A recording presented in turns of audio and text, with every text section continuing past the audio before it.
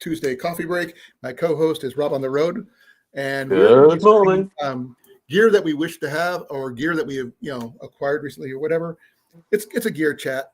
Bear with me here, and you'll see some stuff that you probably have seen before, some you've never seen before, and some I want to hear might more not about your exist. EDC from that EDC group you were talking about offline there, because that's very interesting to me, because I want to hear what English EDC is compared to American EDC, which would be a whole chat unto itself, which we might consider as a future topic. I think there's a few obvious differences. Well, I mean, you're getting a lot of American gear that I've noticed.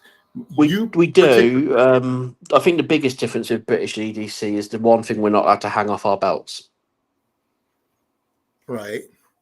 Other than that, I can carry knives. You cannot.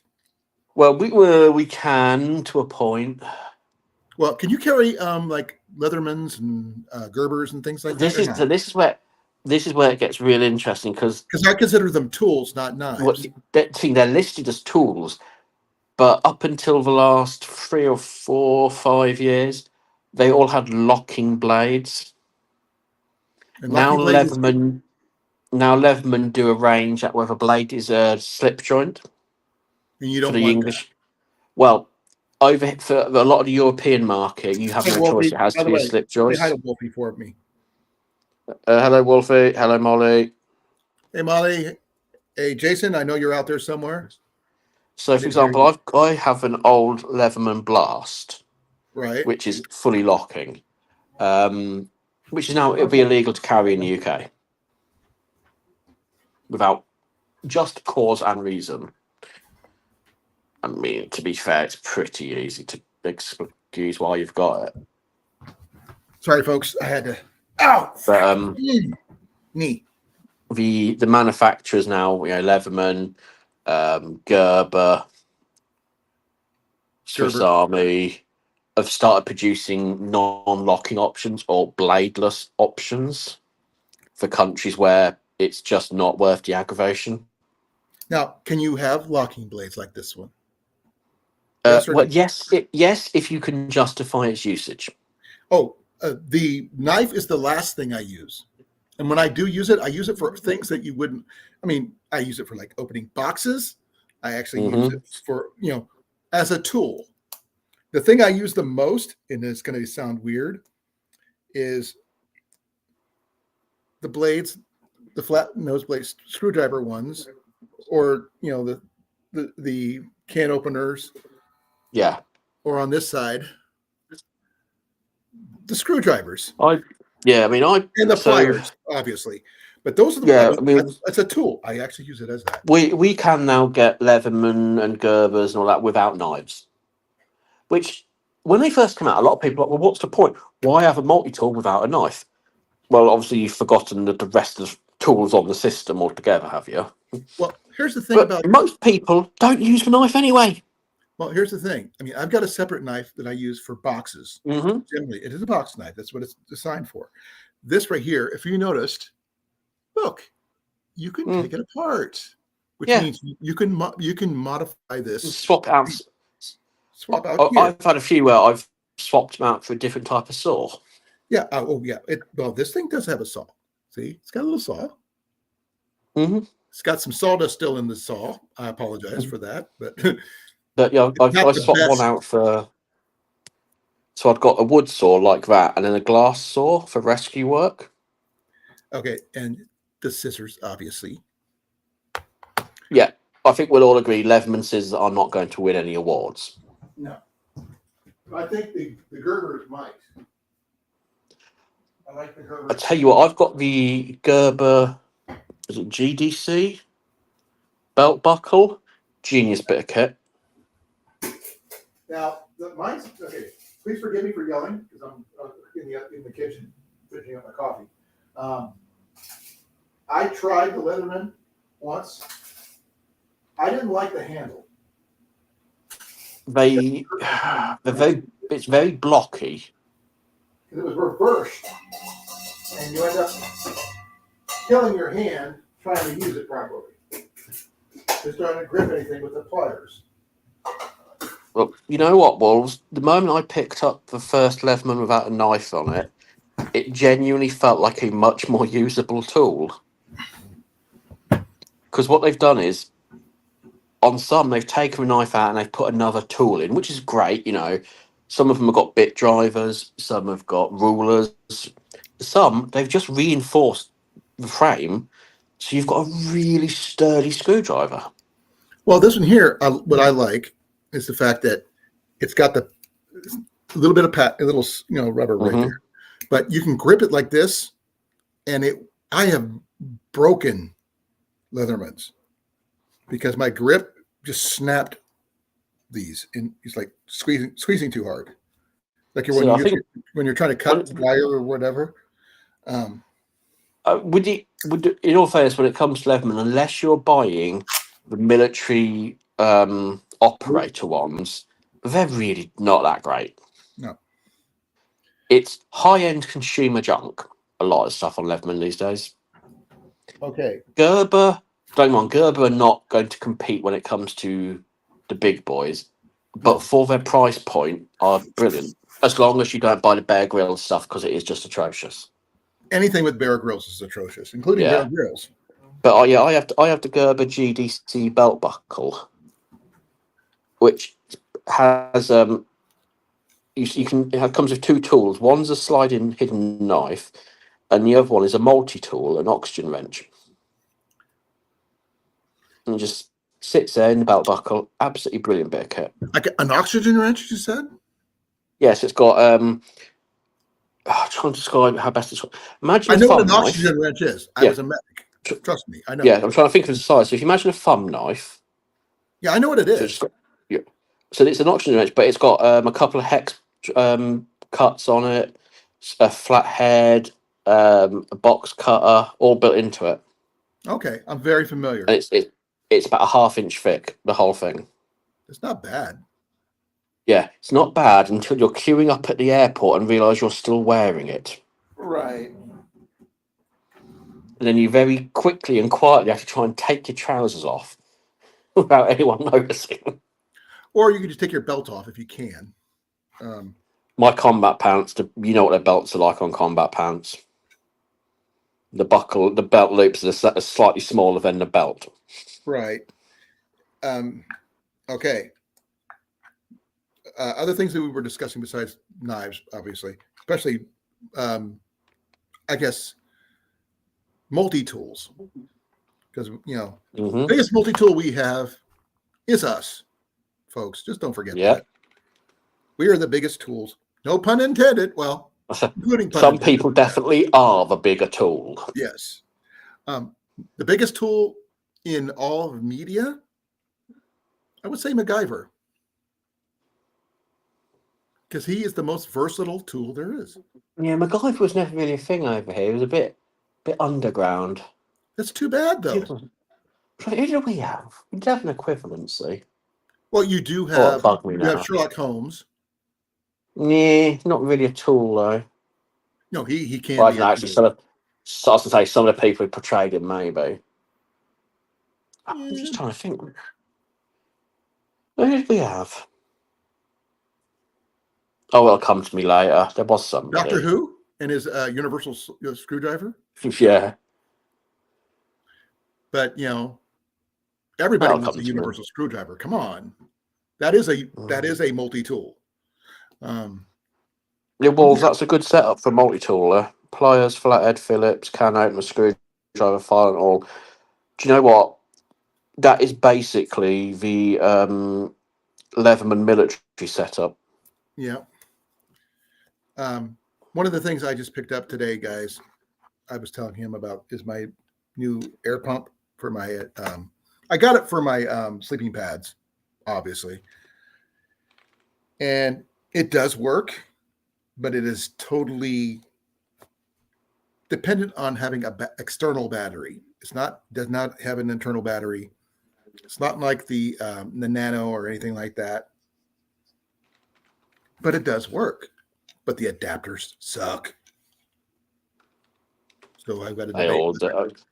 I bought one off Temu, and the adapters are pants, but the rest of it's pretty good. I was So I just make thinking my own. I may have to take it back. May have, you know.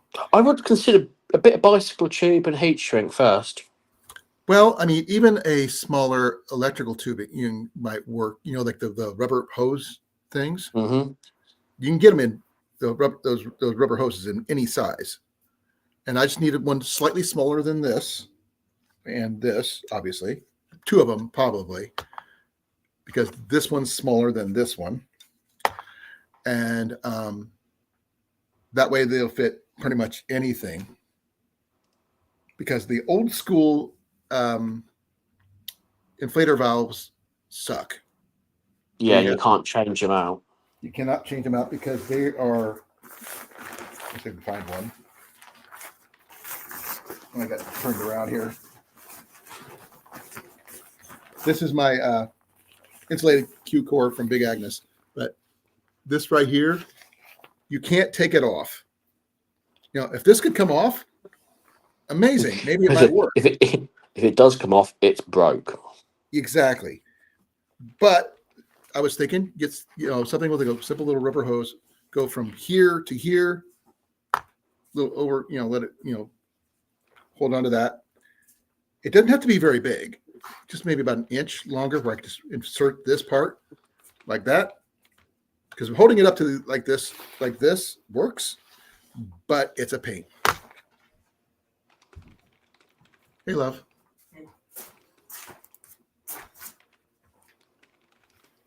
Saws, not all saws suck, because the first multi-tool I had was I think they called it the Tinker.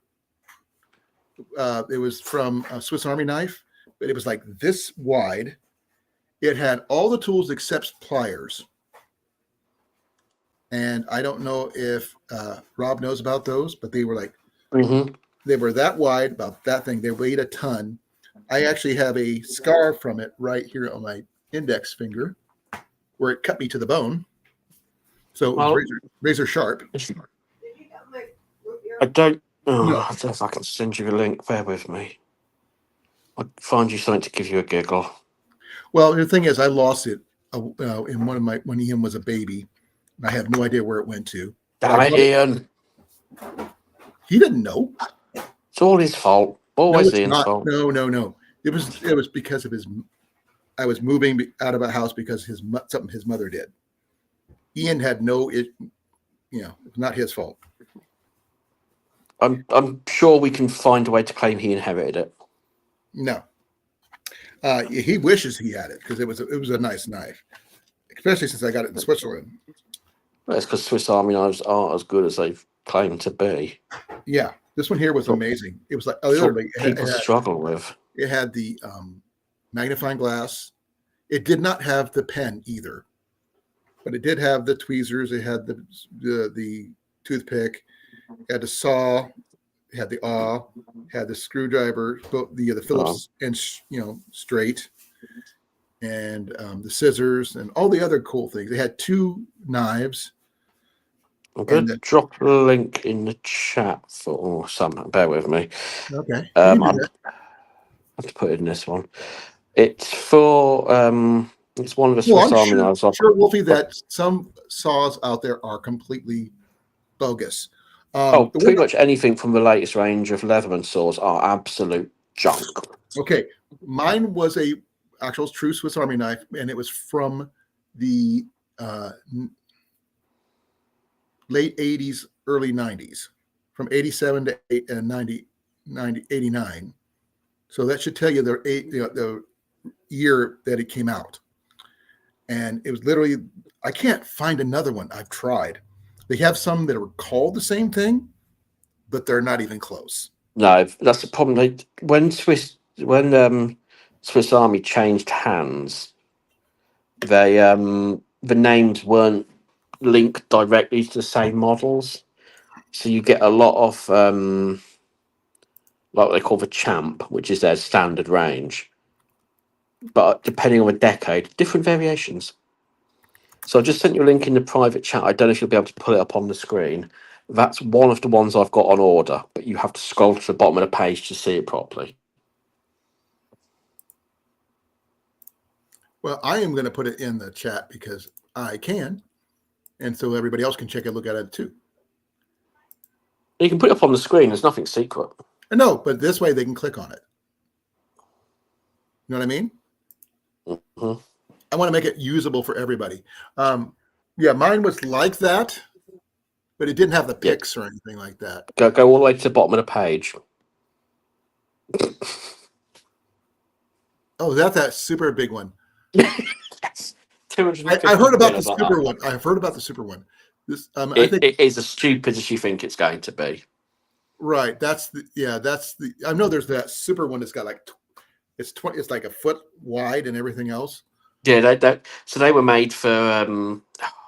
It was an event. I should know what it is, but they were made for an event. World's biggest pocket knife, so to speak. But that Champ double XL, every single thing on there is usable. That's every tool Swiss Army make.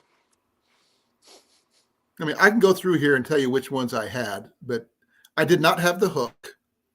But I did have the little screwdriver that screwed into the corkscrew. Yeah. But that one got lost really quickly. So I've got to buy some new parts for one of mine to replace them. I had the little fish scaler and ruler and hook remover. I had the file. I had the scissors. I had the saw. I will happily stand by the point. I think if you just want a multi-tool, you can't go wrong with a Swiss Army knife. There is one for everything you need out there. Okay, I did not have any torque bits or anything like that. That's quite new. That is new. I didn't have the curved blade. Yeah, there's some new stuff in there, but generally, the basics of a Swiss Army Champ still exist.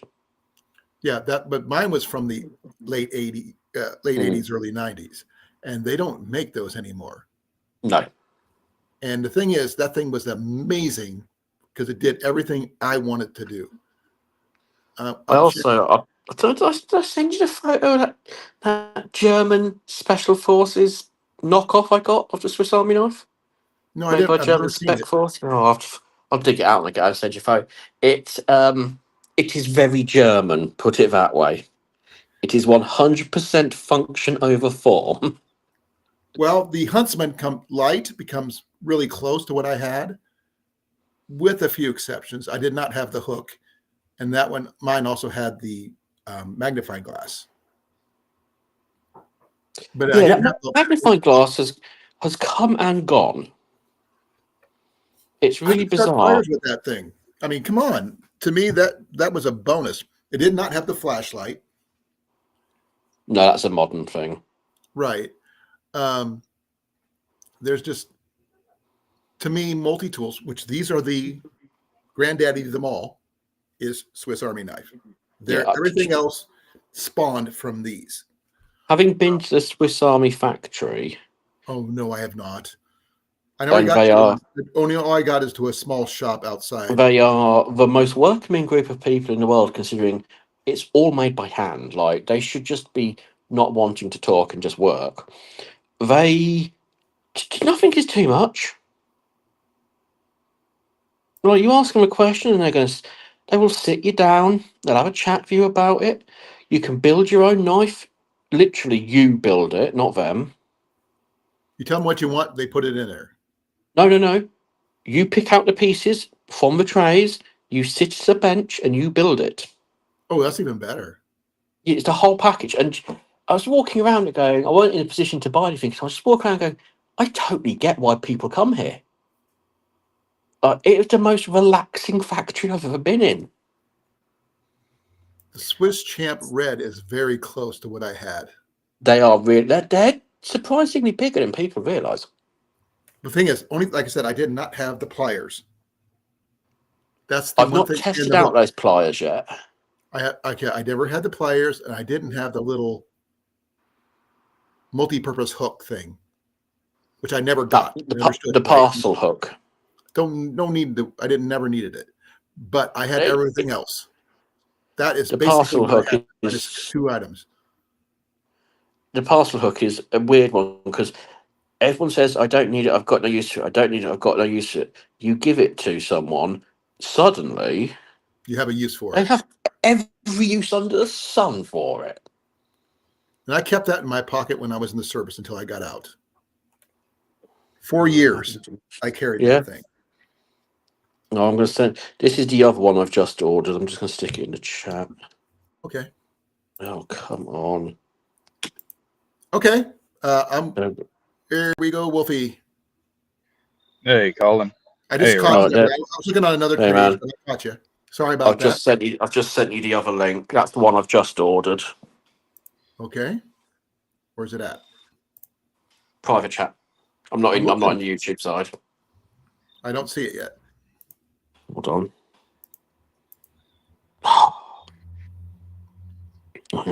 So how's it going, Wolfie? It's going pretty good, Colin. Just out walking the dog right now. Okay. Are you literally walking the dog, or are you using a yo-yo? Metaphorical. No, I'm literally walking the dog. Okay. Good to know. Or you're taking the dog for a walk, which is a whole different thing altogether. You know, that means it's a euphemism for going to take a leak. Or he could, No, he could be playing with his yo-yo. He could be yo-yoing. I went with the yo-yo one first. To be fair, I did go with the yo-yo joke first because that was the first thing I thought was walk the dog. I go, okay, go for it. If you can do it, more power to you. Now, one of the things that I recently acquired, Wolfie, I'm not sure if you noticed, I'm wearing it. Nice. And this is a Goodwill find. Couple bucks, can't, like $3 or $4, whatever it is. But this one actually came in handy when I was making supper the other night when we blew a fuse. I had those on. I totally spaced it, and it was able to fix the breaker and get back to fixing supper. So yeah, it came in handy. As you probably know, my big shtick is a lot of my gear is thrifted, and I find high-end thrifted gear, not just basic stuff. I mean, I have found complete negative 30-degree sleep systems for $8. I've found Big Agnes Copper Spur 2/10 for less than 12. Big Agnes sleeping pads, $4. Colin, you've hit the button again. Oh, no, I didn't. I'm not muted.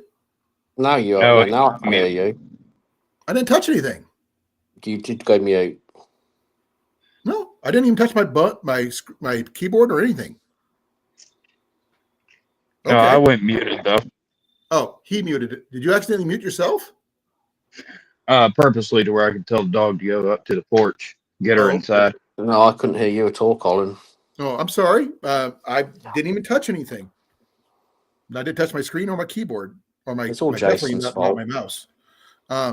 I'll try to keep my hands away from keep my hands up where I can see them, or you can see them. Keep them on view at all time. There we go.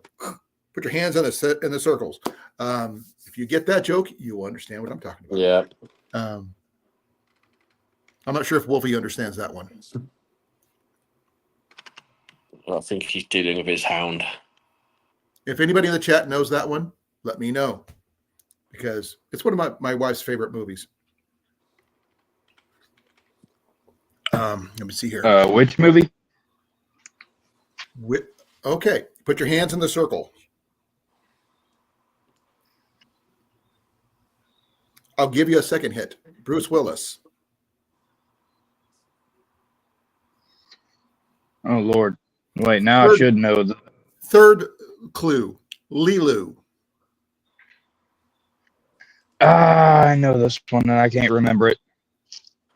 Yeah, one of Bruce Willis's great acting jobs. What is it? Fifth Element? That's it. Ding, ding, ding, ding, ding, ding. Fifth Element is a good movie. It's Bruce Willis. Come on. It's Bruce Willis acting like only Bruce Willis can. I mean, yes, the Die Hard movies are good, but I'm a big fan of his earlier work when he was on Moonlighting, but that's me. I loved it when he could, he sang, he did all that stuff. Yeah. Hudson Don't Hawk do is none one of of my it now. favorites. Okay. He can't do much now because he's, his condition. It's very sad. That is very sad. Yeah. A lot of our best actors are that way, and it's okay. He's happy. Yep. He's happy where he's at right now. His kids, his daughters, taking care of him. Well, that's it. He's richer in other ways. Oh yeah, he's rich and he's rich. Richie Rich version from the TV movie, live TV movie, not the cartoon. Yep. When they said Richie, you're rich in experiences and family and love and all this other stuff, which is really cool. Hey, DCP, how you doing? Thanks for popping in. I really appreciate it. Okay, we were discussing, we're bouncing around, actually, if you're wondering why we're talking about movies. It's just a quote I made. But we're talking about found EDC, which was one of my specialties. But I was talking about multi-tools of various kinds, whether it be like my Gerber Swiss suspension or a Swiss Army knife that he just ordered one. I'm not sure what you use, Wolfie. You use a Leatherman? I had a Leatherman back a couple of years ago. I no longer have it, unfortunately. Well, the problem I had with Leatherman, because the way they opened up, they left your hand. There was nothing padding on your hands at all, unless you wore a glove. And I have snapped like 2 or 3 of them because you go to grip them and they. Yeah, some of the lower end Leathermans, actually most of them, do have that problem. I actually had a decent one that I think I had actually found it on the side of the road. Hey, and that's an EDC worth keeping. Oh yeah, and then I lost it. It went to somebody else. It moved on. Yeah. It happens. My Gerber here. I did not buy my first Gerber. I won it from a online contest. And Nice. Here's the thing. I then lost it. I was doing geocaching. I used it to get the geocache. I set it down and I promptly forgot to put it back in my pouch. Go back to get it. It's gone. No one knows where it went to. That's because multi-tools, when unsupervised, grow legs. They do. But I end up buying this one from Walmart for about $33. And this is the exact same one like I got. And I have been very happy with this. Now, found gear, or my personal favorite low cost used gear, is, I guess it is my cornerstone of what I do. I think for those people who know me really well, I do find high-end gear for very low prices. I actually have a Pathfinder Self-Reliant Outfitter stainless steel water bottle, brand new. Wolfie, guess how much I paid for it? No more than $10. $3. That is at amazing. Goodwill. At Goodwill. This Goodwill that I've been telling you that I've been finding a lot of stuff in, I found my modular military -30 sleeping bag. I found my Pathfinder water stainless steel water bottle. Bunches of stuff I found at this particular Goodwill here in Newton, Iowa, for some. I have no idea why. Now, I have come up across a theory. I was talking with somebody about it the other day. There's got to be a reason why I'm finding all this stuff when I shouldn't be able to. Because you're breaking in at 2 a.m. No. It's a reason. It is a It's reason. like the right reason. But it doesn't sound plausible. It's like the universe is telling me that I must have. You've got a bum knee. You can't break in anywhere. I mean, see this kit right here? Mm-hmm. Pretty good kit, right? Without the stuff in it, obviously. Guess how much I paid for that pouch? $1 million. 3 again. Mm. And I wish I would have bought more than one at the time because we had like 3 or 4 available.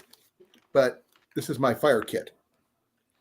And as you can see, Molly compatible, everything. $3 at a secondhand store, brand new. My Big Agnes Q Core, $4. My Big Agnes tent, $12. I mean, I have like 8 or 9 different Ridgeline tarps, including some Z-Pack stuff. I should never have gotten my hands on, but I got my hands on them. There you go. And that's amazing, honestly.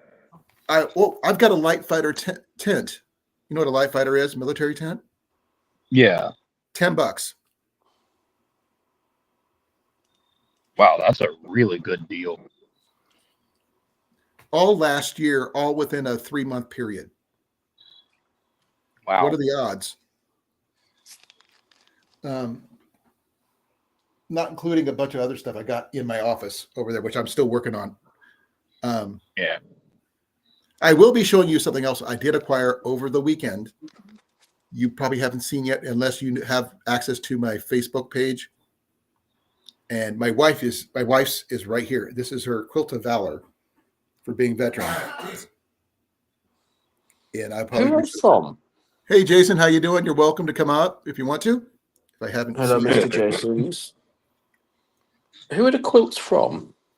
They're from a Quilt of Valor group, a quilting group. They honor veterans. Okay. And they're all over the United States. And Jenny and I got nominated separately. The funny thing is, they didn't realize, wait, you're married? Yeah. That is so freaking cool. So they got a kick out of that. We were both married to each other as veterans, That's but cool. we didn't know each other in the service. We got married after. And Nice. And which is really funny because we were both Air Force. I was in the Army afterwards, but we were both Air Force, and we're both left-handed, which is really funny. And her roommate at the time, Serena, said after I had gotten divorced from Ian's mom, said, "I have the perfect girl for you." That was 18 years ago, and we've been married for 15 now, as of this year. That should tell you something. Do the patterns on the quilts have any meaning, or is it just? No, that's hers. That's just red, white, and blue. Okay. Symbolic stuff. Mine is different. Give me a second here. I am going to carry you with me. Give me a second. I'll bring up.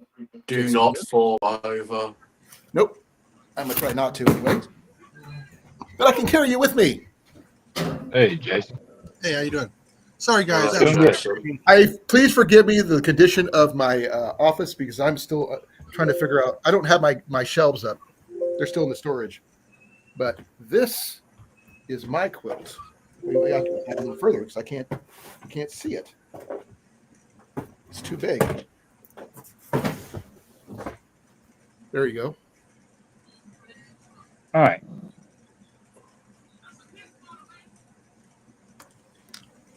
That is very nice. That's cool.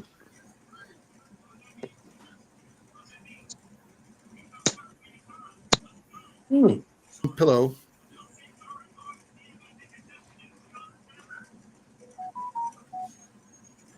Something else recently. Are you well, Jason? No, I was daydreaming. You said that. Yeah.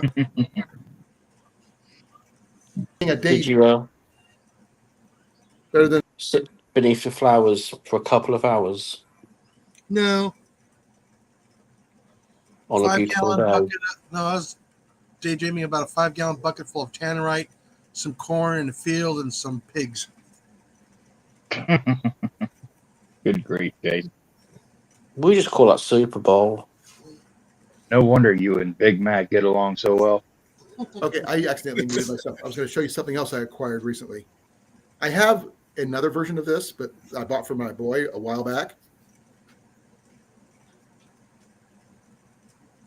Ah, How many people Back have? when pockets were a proper size. Well, this one's the pocket version, obviously. I paid about $3 for this. Now, this book actually has a lot. There's the price, $2.95, and it actually has an inscription to the original kid in here, which I'm not going to read because that's his information, not mine. But this has things that actually works for what all of us do in part, because everything from, let's see here. Well, for me, making a bow. Oh, give me a second. I got to make myself big because no one can see me. and he kicked himself off too. There we go. Making a bow and arrow. Nice. Let's see here. Dismantling the welfare state. 5 knots. Every boy should know. Here's one for you. Right there. Making a quill pen. I know. Ooh. Oh, here we go. Fishing. There you go, Jason. Got one for fishing. Making a periscope. There you go for you, Wolfie. Dog tricks. Yeah, fishing in a barrel. Making a go-kart. Come on, you can't tell me that would not be fun. Hey, that would be fun. Making candles. Here's another one that Jason has done, growing sunflowers. And here's a good one. This is the British version, so we know what catapults are. Oh, yeah. Those are The slingshots. American catapults are better. Slingshots. And it's got first aid and essential gear. And it tells you, it's basically, the essential gear is like an EDC that every one of us who carries EDC generally carries on an everyday basis. I much prefer Right. a trebuchet.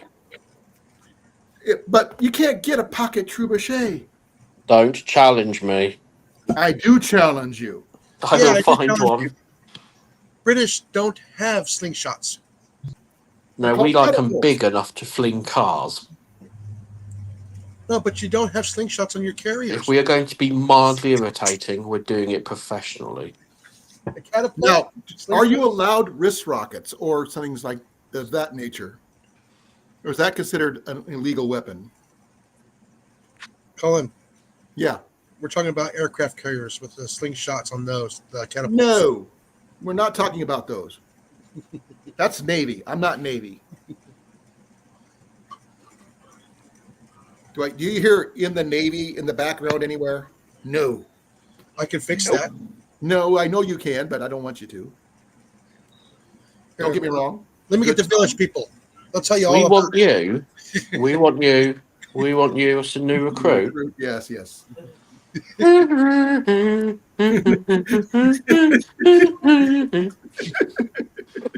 Every time I hear that song, and you wouldn't believe what movie comes to mind to me. And that's that Kelsey Grammer movie where he's down Periscope. Up Periscope. If he starts talking movies, we're going to be going down that rabbit hole. I'm trying not That to is an go down. atrocious movie. But you love that movie because you'll Oh, it's watch so it over fun. and over again. It's entertaining. It is It's very the only entertaining. movie I know where he can somehow be a smart ass and a sarcastic ass at the same time in the same sentence. And still not get court-martialed. Only Yeah. Kelsey Grammer can pull it off. Well, That's because there's everybody another knows his movie. name. No, my favorite That- part is Lieutenant Lake. You're almost out of uniform. Until she takes a breath, and then she is out of uniform. But she actually, was a decent dive officer. You had to admit that. Sorry. My knee's been acting up. On that note, I do have some information for you guys about my condition. It's I'm supposed to- hereditary. Huh? It's hereditary. No. Oh, okay. I was actually going. I got cleared to go back to work a couple weeks ago, as I told you guys, and they were supposed to let me know when I can go back to work. But my doc put in a condition: I can't kneel, and my workplace doesn't understand how to work that into their work conditions, because apparently, while it's not common, what I cannot kneel is a part of sometimes happens with people who have my kind of surgery and knee replacement, which So means that I means can't kneel on my left knee at all. Right. What happens if you take an arrow to the knee? It would probably bounce off since it's titanium, I see. so it might ricochet back at you. It's kind of Wolverine-ish style material, but yeah, I've been told I'm in a holding pattern until they figure out the wording on what I can and cannot do. And if my workplace decides, oh, we can't work this out for you, they're going to have to let me go. Can you guys say payday? Because that's that means even they in a can't right to terminate work. my work restrictions because of my knee, which happened while working for them, which puts me into the disabled category permanently, which means a payday. More than $20,000 because it's a lifetime thing because no place will hire me with this condition. Well, just think about the lawsuit that you could have actually for your place of employment, because they are basically retaliating against you not being capable of working for an on-the-job injury. Right. But it is while it's not a common occurrence, what happened to me, it has happened to other people besides me. So that is documented that it's happened in the past. So I thought it was just me, and it turns out it's not just me. So it happens every Right. once, like one in every 100 people, it happens, or so, or 1,000 people. I'm not sure which. But it's a lot of numbers, but I'm one out of whatever. But and the doc's supposed to check me out again in February, and once they say no, this is a permanent condition, then they have to go into the disabled pay me money type situation anyway, whether they take me back to work or not, because it's a permanent injury. But that's all I'm going to say about that. I'm not going to tell you that's just because that's all I know for now. And I'm in limbo. I'm still getting paid for workman's comp until they figure out what to do with me. That's good. So I am not going to be, let go 100% yet, but I'm going to wait and find out. But on the other note, we're going to go back to what we were talking about. But we're talking about EDC stuff, found things, whatever you guys got. Let's hear it. Coffee, definitely a big thing. First and foremost, what kind of coffee do you drink over there, Rob? Brand. Blue Mountain. Okay, I'm not familiar with Blue Mountain. It's I'm trying to work out a conversion rate. It's a metric boatload per pound. yes. Okay, I'm going to have to look that one up. If anybody could look up that Blue Mountain coffee. Is that the one where they let the cats eat the beans? No, that's Civet. Yeah. And it's a special cat. It's from a cat called Fluffles. I'm looking for Blue Mountain coffee. I couldn't. So I'm gonna get you the links to one I drink. Bear with me. No. I don't. I'm trying to find. I see Blue Mountain, but it's not. So I'm gonna get you the links to one I drink. Don't worry. Hawaiian?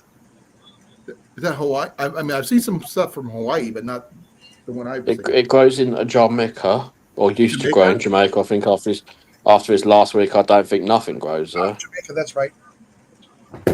I have not had Jamaican coffee. I've had Hawaiian coffee, and I've had other kinds, but not that one.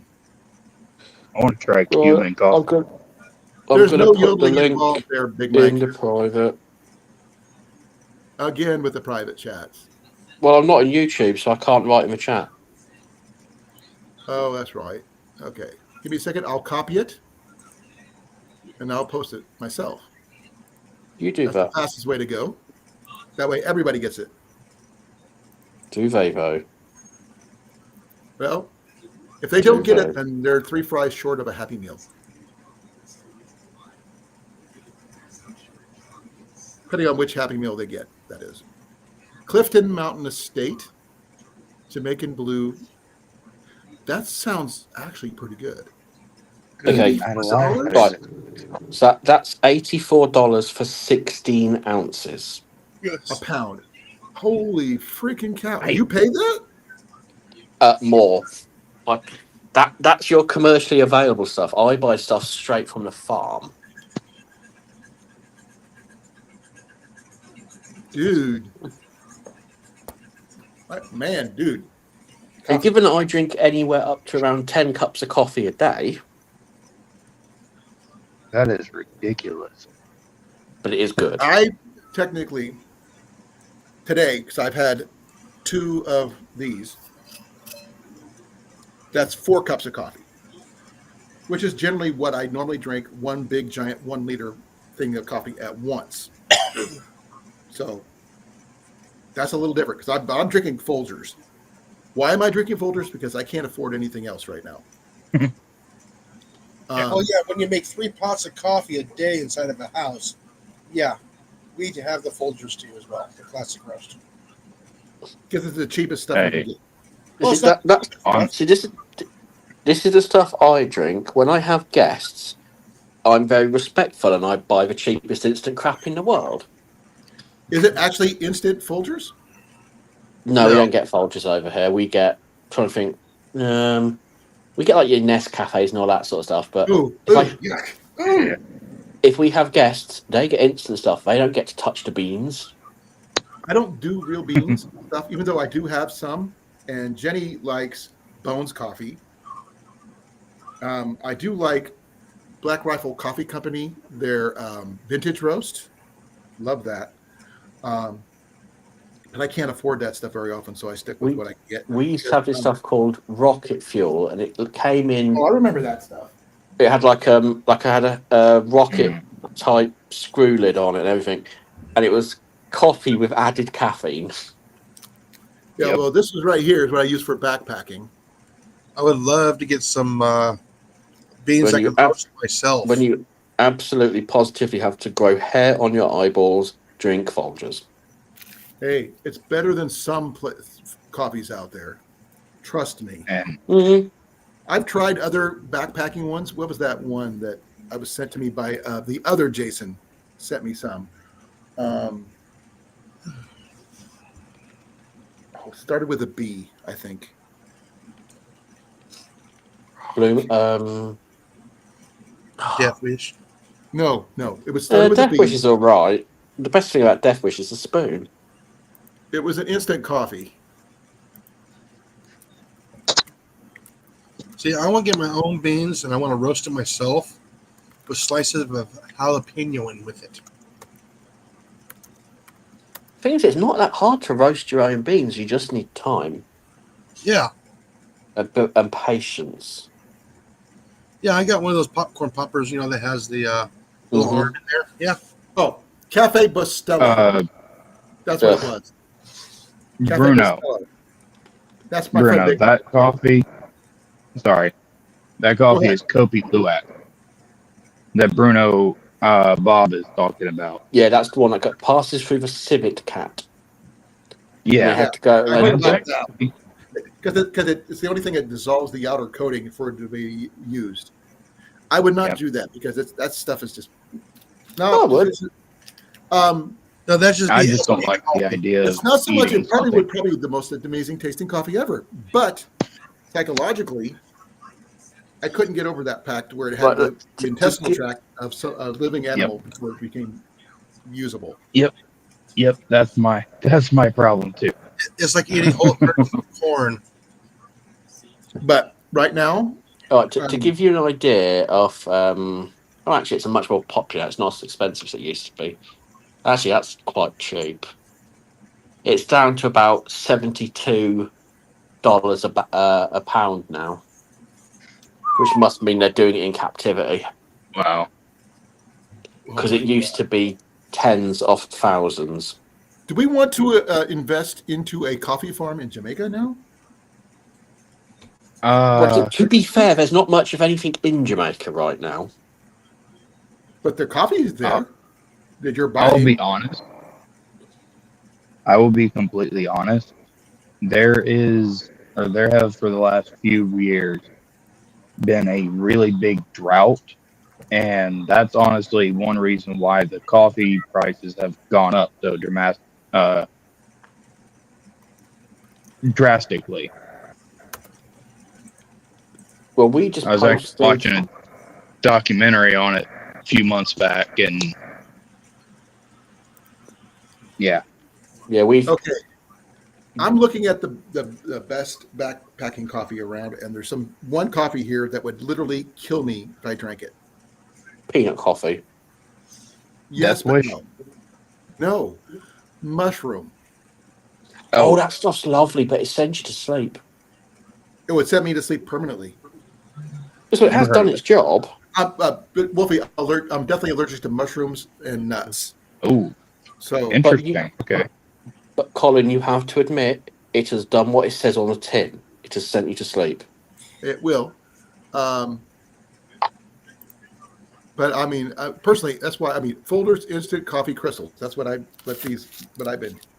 Yeah, I If it drink works for you, it works for you. because only problem is I wish they came in twice the size packs because I end up having to use two of them every time because they don't taste right with just one. I like my coffee dark.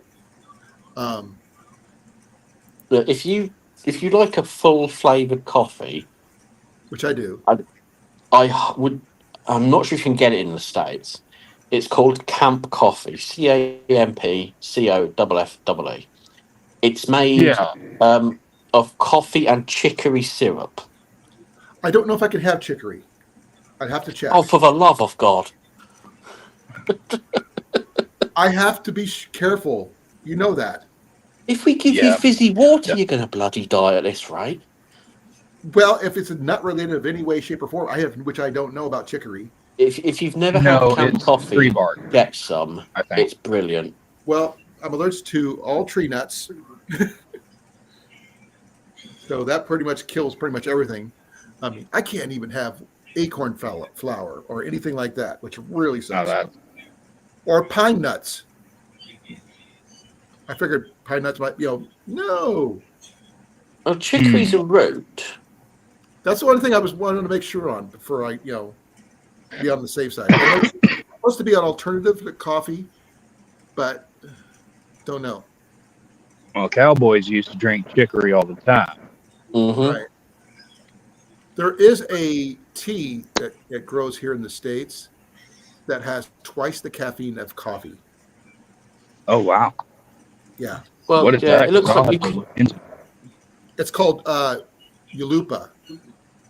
Yalupa. Well, it looks like chicory won't kill you. So let's find out.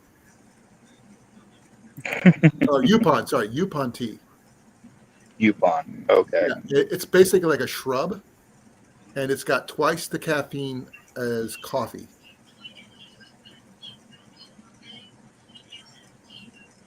But it's the only caffeinated tea that grows naturally in the United States. So if we ever decide things go south, I'm gonna have to come down to where you're at, Wolfie, because it grows in Alabama, no issues. So Interesting. I'm gonna have to find that plant because I love tea and I love caffeine. So yep. So it's YAUPON, Yupon. okay, hang on one second. I'll see if I can find the link. Give me a second here. Why? Oh, it's a holly bush. It is a holly bush. So it'll kill you then. I don't. If you eat the berries, yeah, but the leaves are what you need. Was it Mahoney Macafolium? No, Okay. it's Oh, it's a, what Yupon tea is cheap. What if when you're picking it, you use the claw, not the paw? say what? So it's not a shiny water leaf. No. Okay. It's a diverse has diverse uses, including making a caffeinated tea, traditional ethnobotanical uses by Native Americans, such as Oh, the it's a relative of yerba. yeah. Oh, yeah. It might be full of caffeine, but you ain't getting nothing done after drinking it. Oh, yeah, you're going to be going to the bathroom. Yeah, that's all you're going to do is spend the day in the office talking to God. But it does have antioxidants and anti-inflammatory properties. Yes, because all the inflammatories are down the lavvy.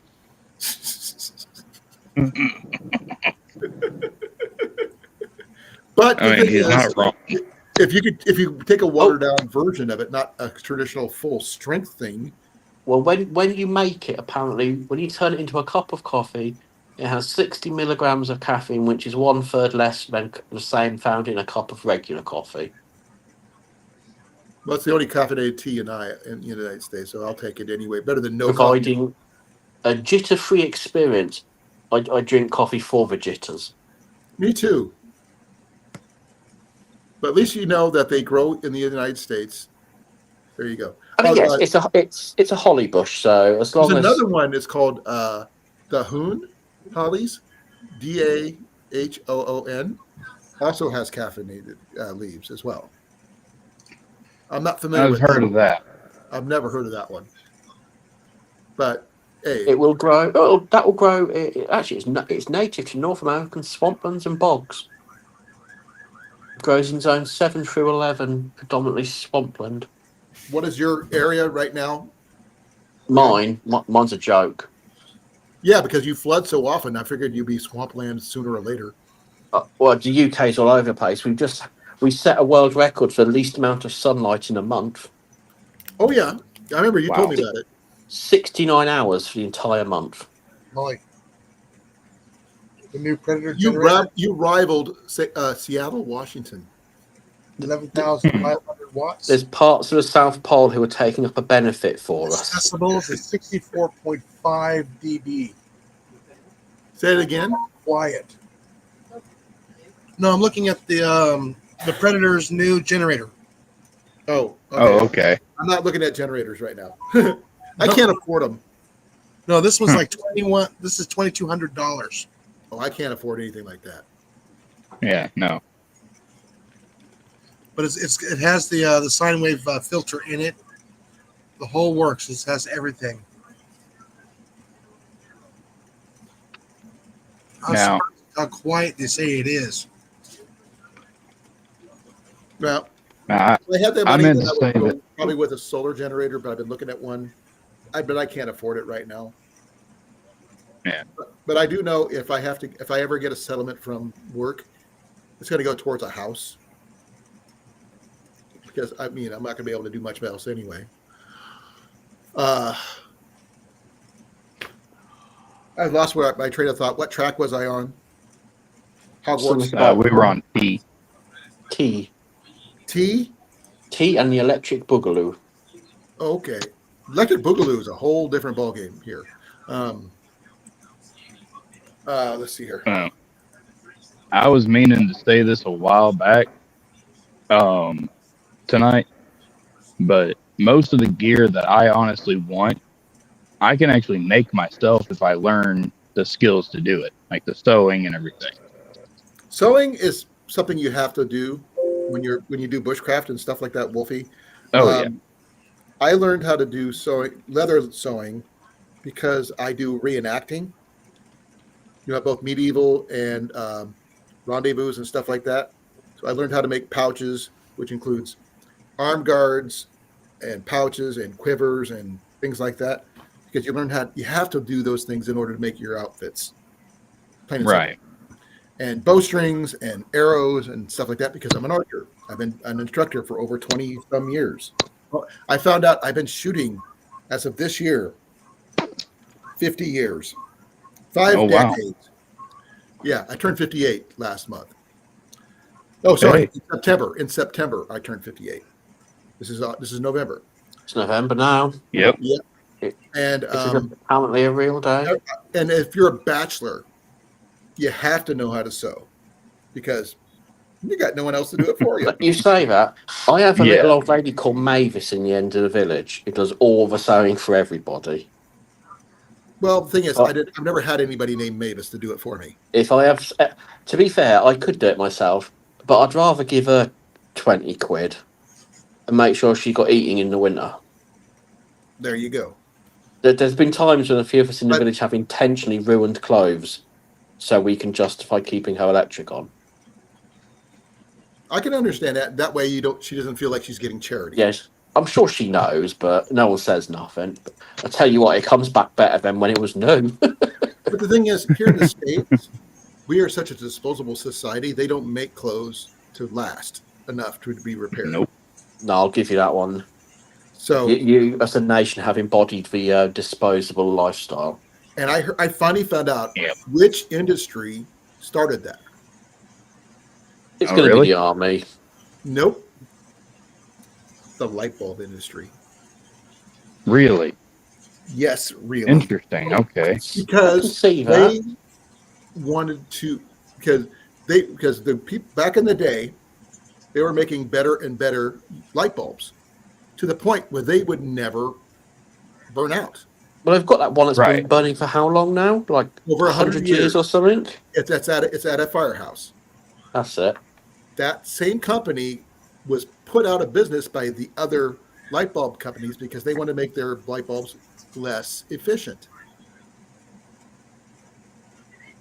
And then some Because if godforsaken everybody made genius their invented light the bulbs eco as efficient as bulb. they can be, they would never burn out. You never would have to replace them, which means they aren't making any money. Right. So the automotive industry, the television, the clothes industry, all that took on to that thing, which by the way was in the courts was considered illegal to do. Now it's the standard to do. Mm. Before it was illegal to do that, to make things subpar on purpose.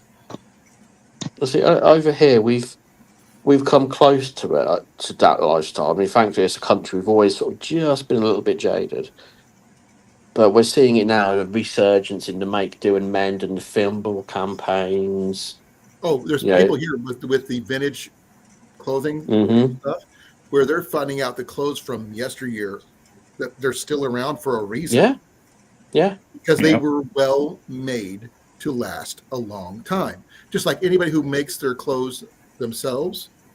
Well, I recently threw out a pair of jeans that I think I've had for over 20 years. Oh, I can tell you Dang. now, the pair I have bought to replace them will not last as long. I had Yeah.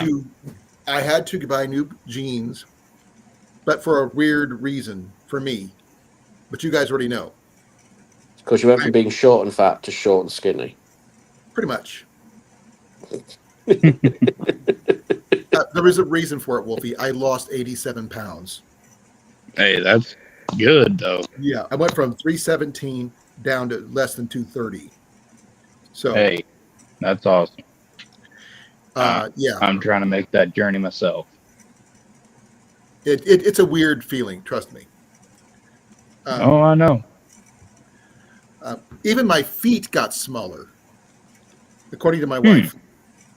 Yeah, Because you when I do. was- Your feet actually get smaller when you lose weight. Yep, I went from a Interesting. size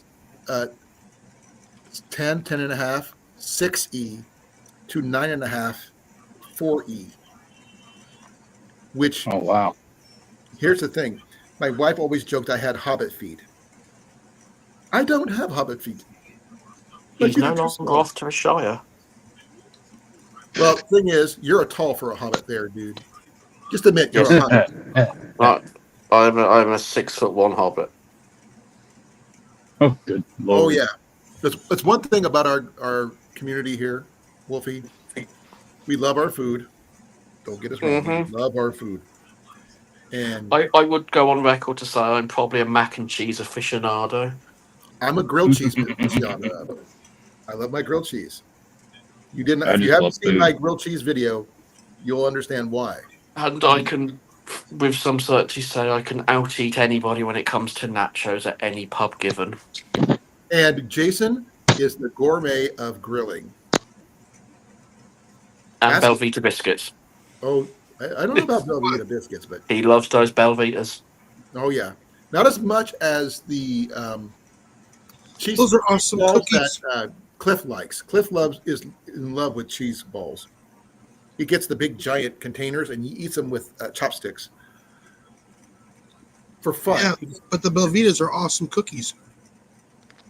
I'm not They're familiar not with. bad. We get them here. They're not bad. I've never heard of Velveeta cookies. Well, no, to me it's a Bell, not B, not V. Oh, Belvita. B for not familiar Bravo. with. Oh, okay. I think I remember those. You talked to me about those. They're actually really nice. I don't think I've had them, but I think Jenny might have. She was stationed over in England, so she might have. She does. She had a lot of things I've never had, but I like brochin. If you know what brochin is, we are definitely friends. That's where you fix small ornate badges to a woman's jacket. No, brochin, Broaching. the bread, Yeah. German bread. Oh, yeah. I thought you was talking about. That's where my love of coffee first hit Oh, me. frozen. Brochin. Going down the German Do walk. you mean brioche? Not brioche. That's just cheese. We're talking bread.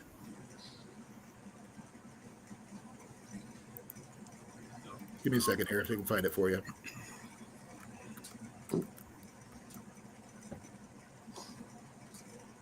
No, it's Brochen. Brotchen.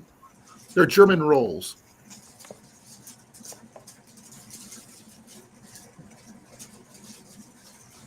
And I fell in love with those when I was stationed there for 2 years. They made that, eat one of those rolls and coffee every morning.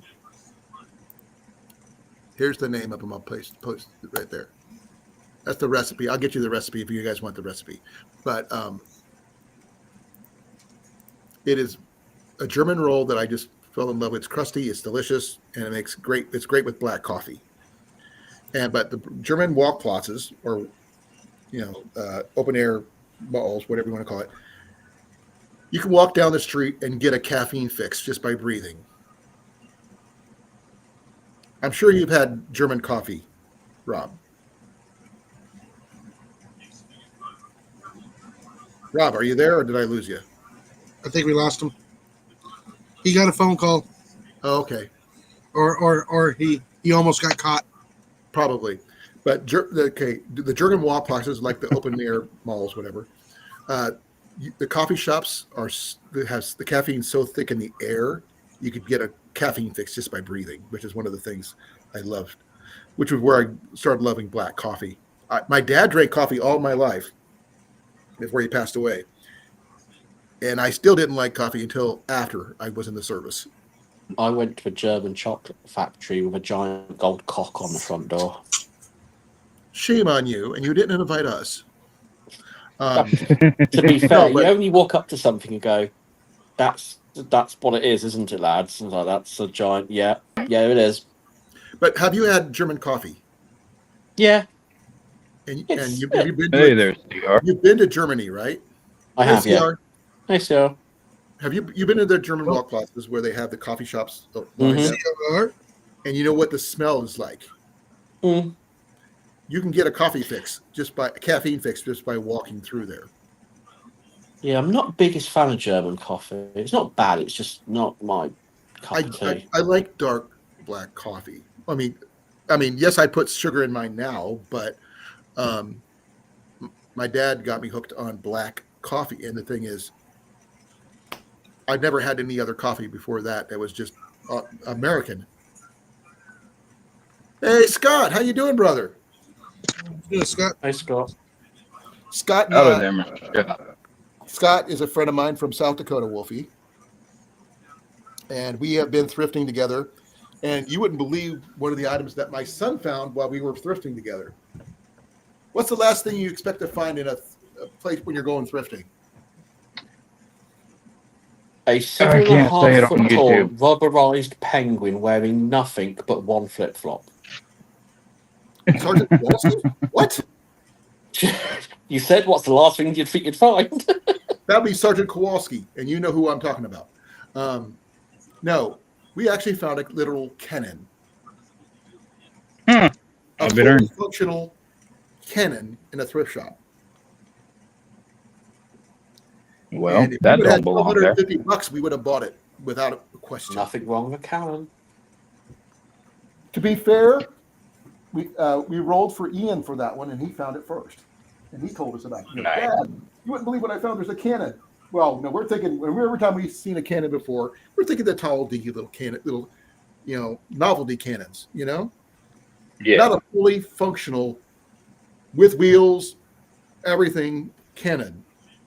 Everyone needs a Too big signal to be a cannon. signal cannon, but too small to be a fully battlefield cannon. So, not sure exactly what kind of cannon it would be, but Not sure. if I would have had the money for it, I would have had it in my house, and my wife would try to kill me because spending $1,250. All right, y'all. I'm gonna have to get out of here. All right. It's getting a little nippy outside. Well, where's your jacket, dude? I've got it on. It's just on my legs. Well, you're supposed to be wearing Well, look- pants, not shorts. I am wearing breeches. Are you wearing I thermal? went- No, I ain't got any thermals right now. I need to get Time, some. Okay, time to get the old bum flap boiler it is suit now on. time for a winter EDC, including those people down south, because it gets cold down there too. Because I know. Oh yeah. I was stationed in Biloxi. I know how cold. Oh. It can get. I was stationed in Fort Sam Houston and Lackland Air Force Base in October. I know how cold it gets down there. Yep. So you can't tell me it doesn't get cold in the south. So Only in February. I did hear that people in Florida are having to wear shorts almost down to their knees. but the thing is, it's time for you to think about winter stuff, especially because I think winter is going to be a really bad one this year, and it's going to suck really bad for most people. Yeah. And especially you guys down in the south, including not just you, Wolfie, but Jason, who's down in Texas. Now, granted, he's a little bit more North Texas than South Texas, but still.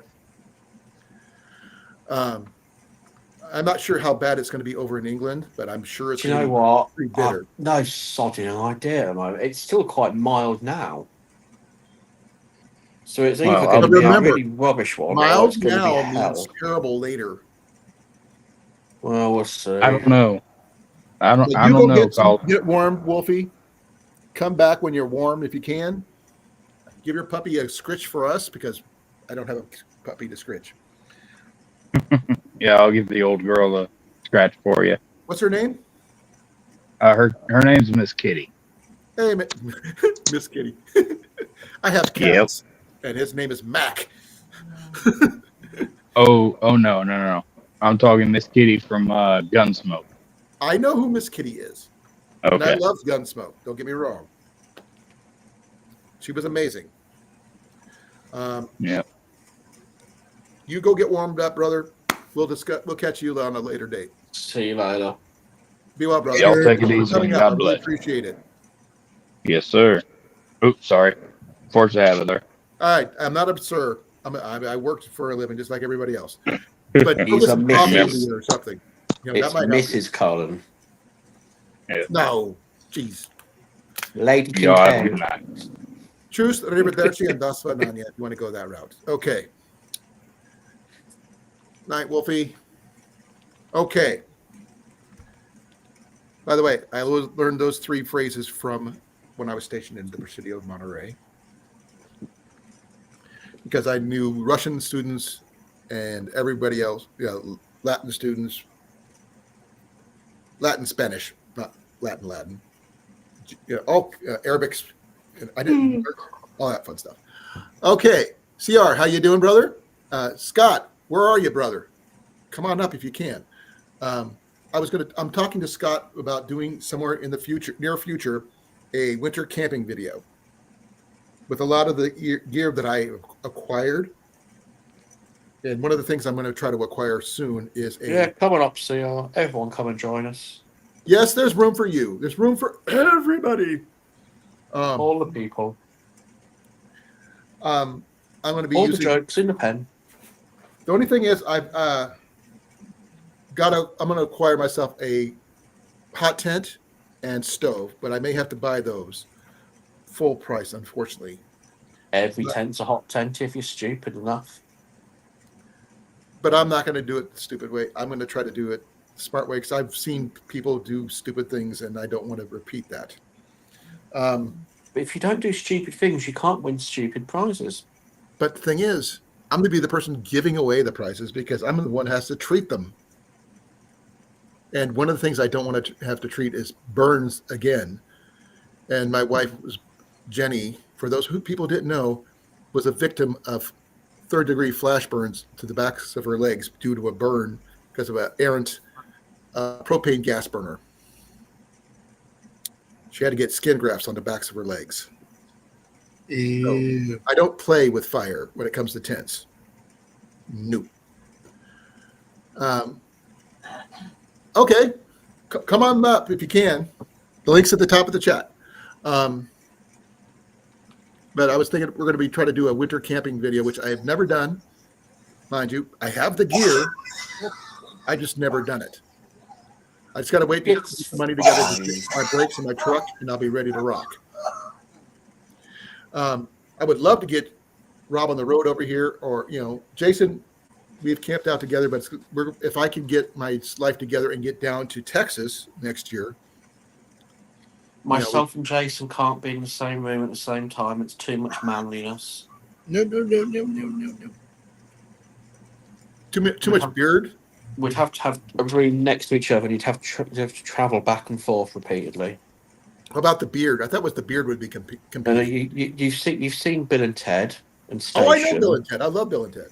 You know what happens with Station? You get the two parts of Station merged together. That would happen.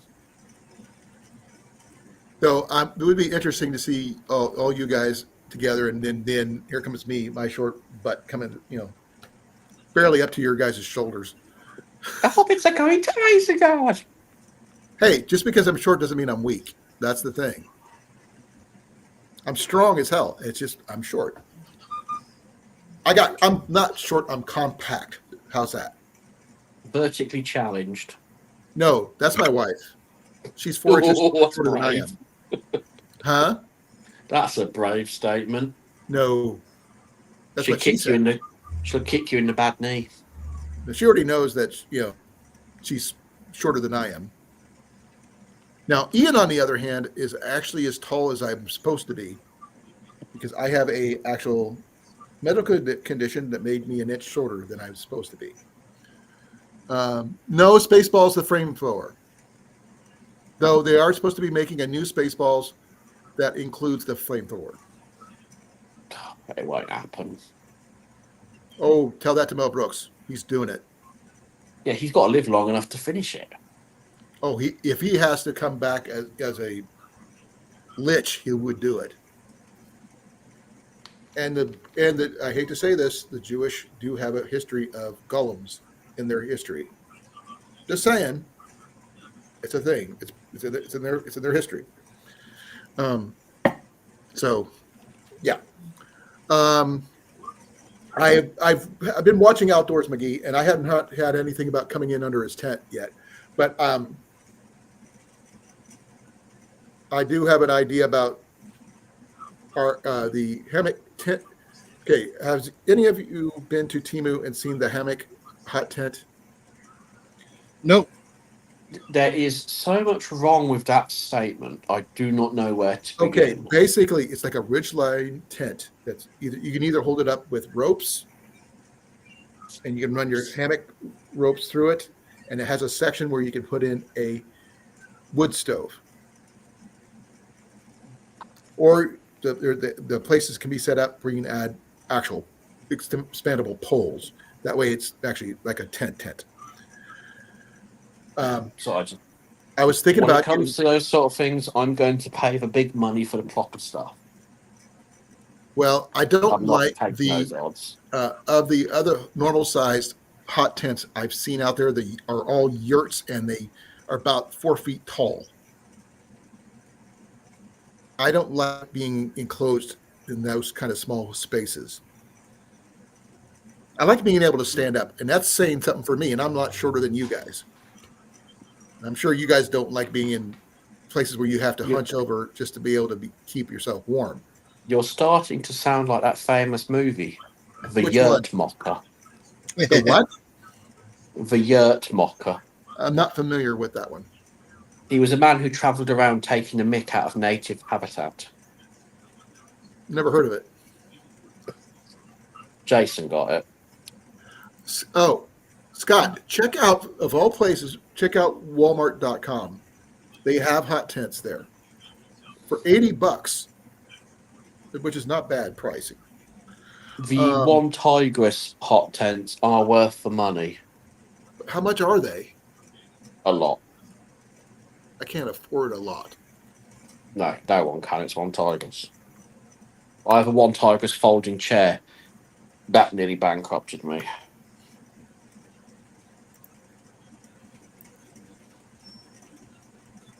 Yeah, the one Tiger stuff is really quite good. It's $269. But the one I'm talking about is actually like their one Tigress hammock tent with stove jack. They want $189 for theirs. It's even got a snow skirt.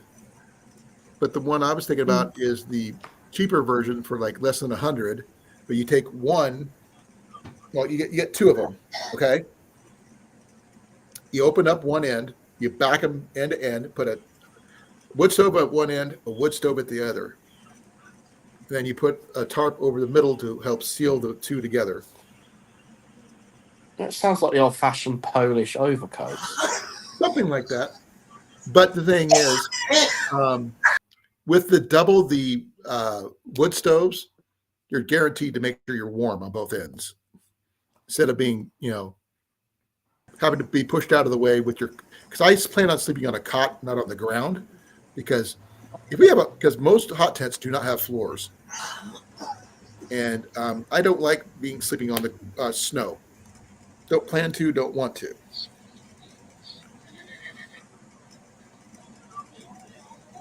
I've seen your backwoods bungalow there, Scott, and I have plenty of tarps. Which, by the way, I have a Z-Packs for you in my list of things. Now, if you want one, Rob, let me know because I can add it to the list of your stuff because I have plenty of extras. Yeah. Not a Z-Packs though. It's not a Z-Packs, but I have other Ridgeline. Yeah, tarps. chuck it in. Okay. I only paid less than $5 for each one of them anyway. So I'm not like I'm out of a lot of money. I just got 9 of them at the time. And everybody I have here in the household, Jenny's got one, Ian's got one. I've got one for each of my backpacks.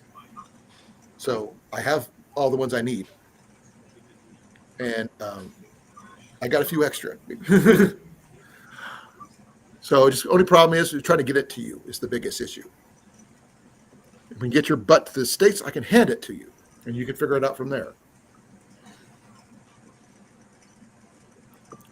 Now, that's a good question. Can you take a tent, full-on backpacking tent, through the TSA in your backpack? Yes. Is that a yes? Yeah, you can, yeah. No. I have my Big Agnes Copper Spur 2 tent in my backpack at all times. I also have a Ridgeline tarp in there. Only thing I can't take in there probably is my container of water. I'd have to dump out the water. And my alcohol for my alcohol stove. But after that, I'm not sure about the flint and steel stuff and the ferro rods. They probably make me get rid of those. Steel. Huh? Yeah, no, you can't take any of that, but you can take a tent, providing it's fully packaged and not easily accessible. Oh no, it's going to be. It's in my backpack. It's zipped up, locked up. It's on my back. It would be something I could carry. It's about a 35-pound pack with the new accessories, which includes the sleeping pad I just showed you earlier offline before we started, and a few other things. Hey, welcome back, Wolfie. All right, Wolfie. I'm still waiting for Scott to show up. He's not showed up yet. What if he got his binky? Okay. Or no, it's not, his little blanket. Sorry, not binky. Yeah, when it comes to traveling and things like tents, provided they're not easily accessible, you're usually all right.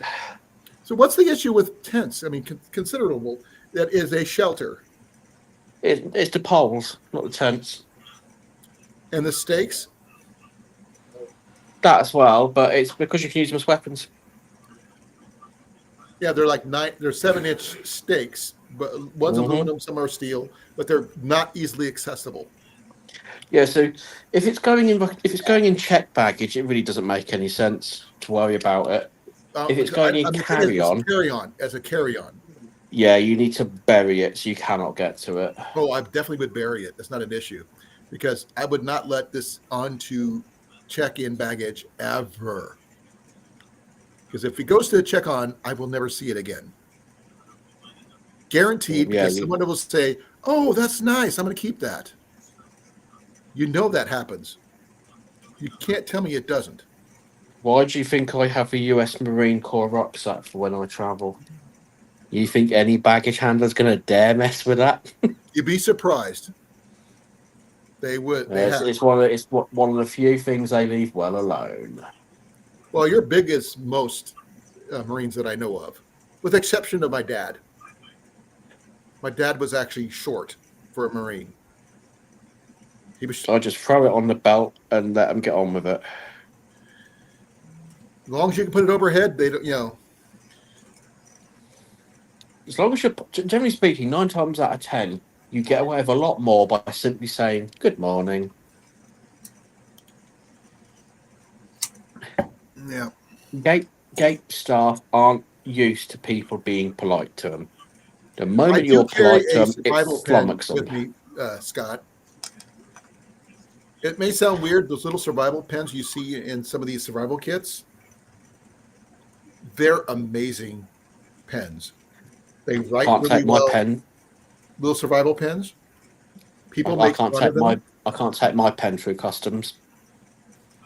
Is that the one with the built-in knife? No, it's the one with the glass breaker and the tungsten shaft. And right. Costs about as much as the average family car. My sister, my younger sister, before she passed away, used to work for a place that made space pens that would write in space. She couldn't take that on a plane. No, because it's pressurized. Exactly. Which is really weird. They're meant to go in space, but you can't fly them in a plane. What? Fisher space pens. You can tell when someone's bought a Fisher pen and they've taken it on a plane. Because about 15, 20 minutes into the flight, the swearing begins. Because their bag is now a beautiful shade of black or blue. Unless their bag is already black or blue. You just know straight away. It's like you hear the swearing like someone's brought a pen on board. Well, the thing is, survival gear should be available and allowed universal, because they keep on telling us wherever we go, oh, you got to have a 72-hour kit available and all this other stuff, but you're not allowed to grow your own garden. You're right, but the reason we can't do it is because of a small minority of people. Say it again, that last part. You are completely right. We should be able to carry our belongings in a safe manner, but there is a small group of people who are insistent on watching the world burn, or causing the ruin it for everyone, or causing the world. And But And the thing the is, law-abiding people, we get punished. well, here's the thing: if I could figure out a way to get us all together, if something like that happened, I'd want you where I could get, we could be within reach of each other, because unfortunately, I can't help you as much as I would like to, Jason and Rob. Scott, I can get to. He's not as far. He's like 4 hours away, but he's within reach. It's because He's within a quarter day. huh? He's within a quarter day. Less than a day. Especially if even less than that, if he's working the other way around, coming down, But he would not go without his wife, without his grandkids, without this, which makes sense. But sorry, love. For those people who didn't realize, Jenny's birthday was on Sunday. And we told her happy birthday. Yeah, but you told her on Saturday. Greetings. Yeah, your Sunday, Rob. Backstage. I don't see you backstage.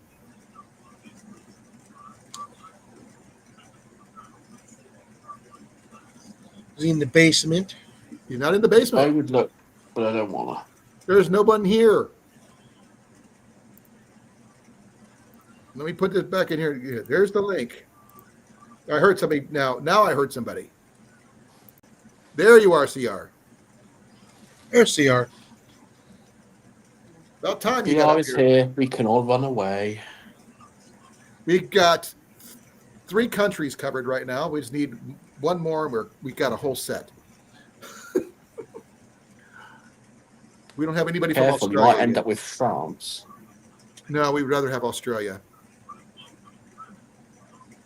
Though technically, Canada, England, and Australia, they're all one country anyway. It's all British. More Richmond Brit. CR, I can't hear you. Hey, hon. Wolfie says happy birthday. She says thank you, Wolfie.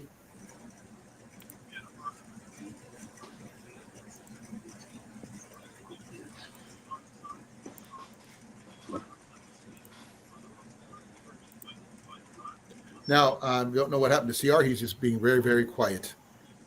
He's hunting. He's hunting rabbits. No, I just like everybody who I mean,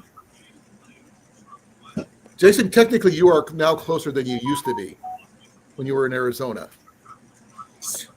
Technically, but not by much. I think I lost CR again. So are you closer now, or were you closer before, Jason? For what? To me, comparatively. No, it's closer now. Okay, I thought so. At least we're in the same time zone this time. I think I'm like 9 hours behind you, Rob. No.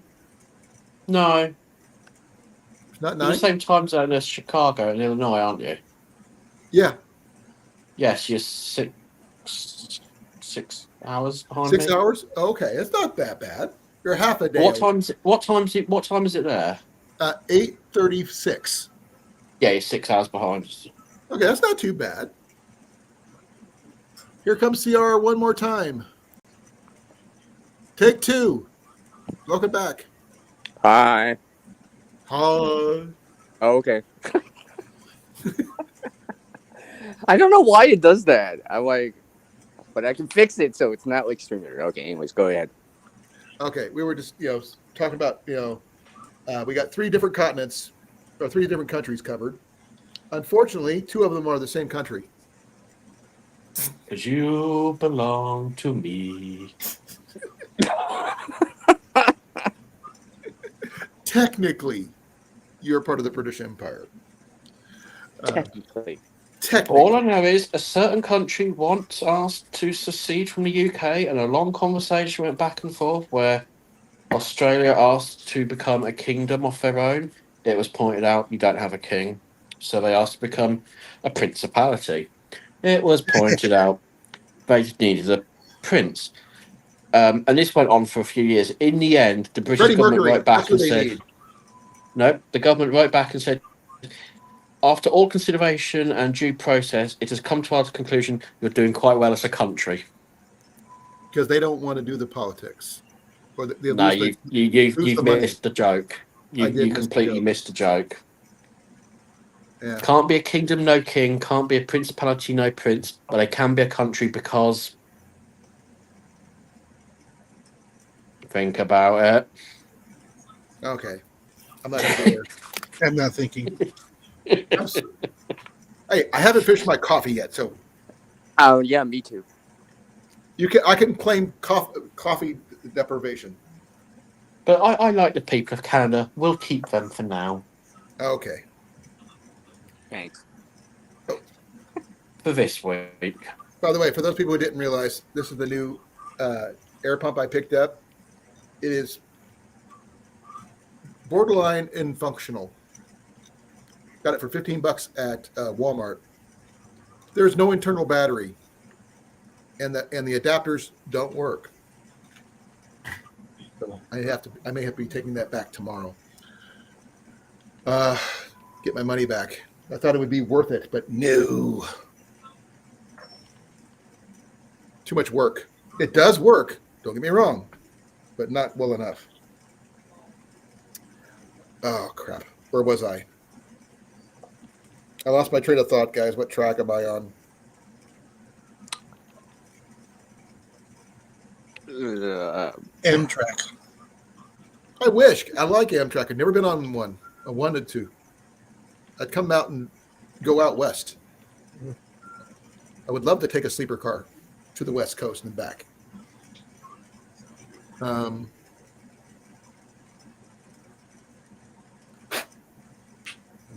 not sure if there's any good trains in Canada or not. Yes, there are. Question. Yep. You're not, Rob, you're not allowed to go to the United States, correct? Or they make it incredibly difficult to come to the States, correct? In what regard? Flying, say you can't just fly to Chicago anymore. Yeah, I've got my paperwork. But it's like you got to jump through 16 million hoops to get here. It's getting more and more trickier by the day, but that's due to a certain. Yeah, we know that, but you can fly to Canada, correct? I'm not even going to attempt that border crossing. So it's worse than going over a border crossing than Foreign national into one country, transiting to a second country. It's just not worth it. There's a city that crosses both. That's right, literally on the border. Yeah, in Vermont. There's a my friend's been to it. There's a library. It's Derby Line in Vermont. Exactly. You got to go through. The back of the library is in Canada. The front of the library is in the United States. And you must exit through the door you came in through. So it's on the border? Literally, it's literally halfway across. Is that where they turn the rifles into silver? No, that's where everything becomes. Jason, it's right on the borderline. That's why I'm going to wait for you. Now, here's the question. Can you go back and forth if you want to go to the back of the library and get books? Yeah, so the library is international territory, so you can roam the library freely. You just have to go out the door you came in. So if I wanted to bring otherwise you've illegally entered the country. So I could bring you stuff there and hand it to you, and you could take it home. Oh, yeah, that 100% that is fine. That would be the easiest way to do it. I could bring you all the gear that I want to get you and hand it to you. Oh, I don't doubt for us. So my friend sent me some video footage. I had to go for a little digital walk around of the town. And there's this one, so you follow the line on the map, and there's a house which is in both nations. Depending on what side of the house you're on, yeah. Yeah, but neither nation recognizes the house. So, So if in the neither, event of a crime, you neither can go into nation's it and come out in interested. another country, and they can't stop you because it's not recognized. It's between the "Welcome to Canada, Welcome to America" signboards. It's in neutral territory. It is literally no man's land. You should buy that house. I couldn't afford Vermont. You gods. It's not in Vermont, technically. Yeah, I'd like to live here. What are the rents? Whatever I feel like.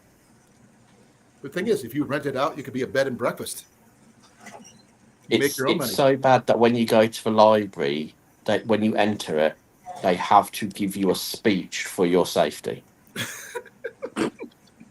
But that would be to make interesting. sure. Just think of all the gear you could get from the United States if we could just come visit you in Vermont. Well, see, the Canadians are a bit more Canadian about the whole matter. They don't really want you doing it, but hey, this happens. It's cool. We have maple syrup and money that smells of candy. Wonderful. The Americans were going to shoot you in the face.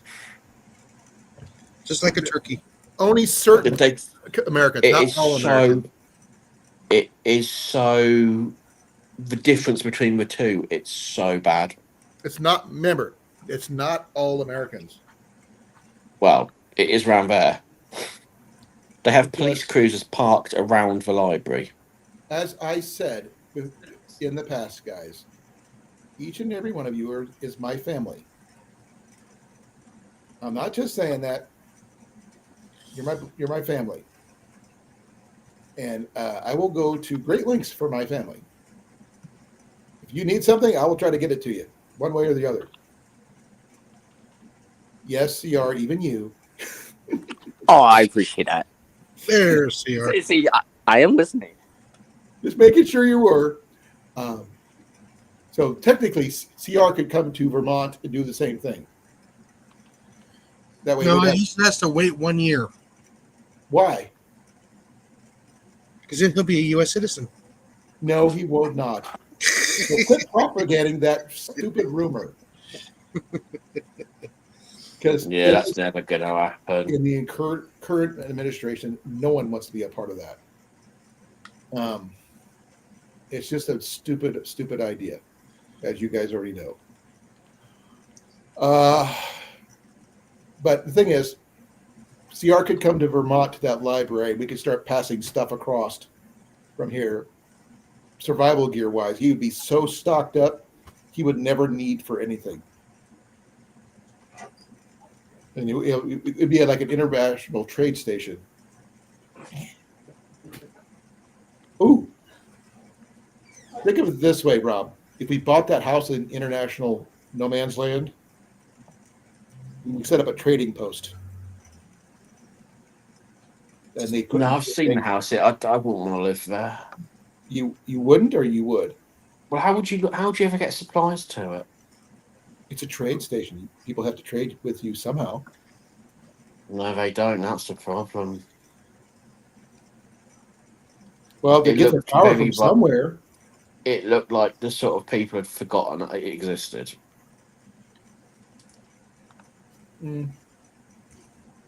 Buy the library. That's what you need to do. If you can. I tell you, that library is amazing because so the American side is American literature, the Canadian side is Canadian literature in English and French. Right. So it's tri-language. Whereas the American side, obviously, it's done with crayons. No, that's only if you're talking about U.S. Marine Corps history. But I am an Air Force and Army veteran, so we don't use crayons. We use pencil. You just run out the sharpener. The Air Force uses pens. The Army uses pencils. Rob. Yeah. Correction. On the American side, it'd be Spanglish. Yeah. Depending on which part of the country, if you're in Pennsylvania, it's Pennsylvania Dutch. Also, in some parts of Iowa, the same thing because of the Amish. Now, I mean, it's definitely somewhere. If it's more Spanish. If you were able to visit it, I would highly recommend visiting it. It is on my my list of places. What is The Derby line. up in Vermont? Mm-hmm. Well, I do have a reason to go up to Maine, and I have to visit my friend Mark Grey Wolf. He's a blacksmith who married Jenny and I. He's got a property in Cutler, Maine, about 25 miles from Canada. Oh, nice. 25 acres. And I'd like to go visit him, and at least I can say hi to people up that way and check things out, because there's some people who do a lot of thrifting up there that I do, and because they get a lot of older style stuff that I would never be able to get here in Iowa. But I'm still trying to figure out how I get the stuff I get, but I cannot fathom why. It just happens. Let's see here. CR, you said you got some new thrifting gear? You told me before you did. Well, a while back. I mean, Yeah, not but you specifically never this specified what it season. was. Come on.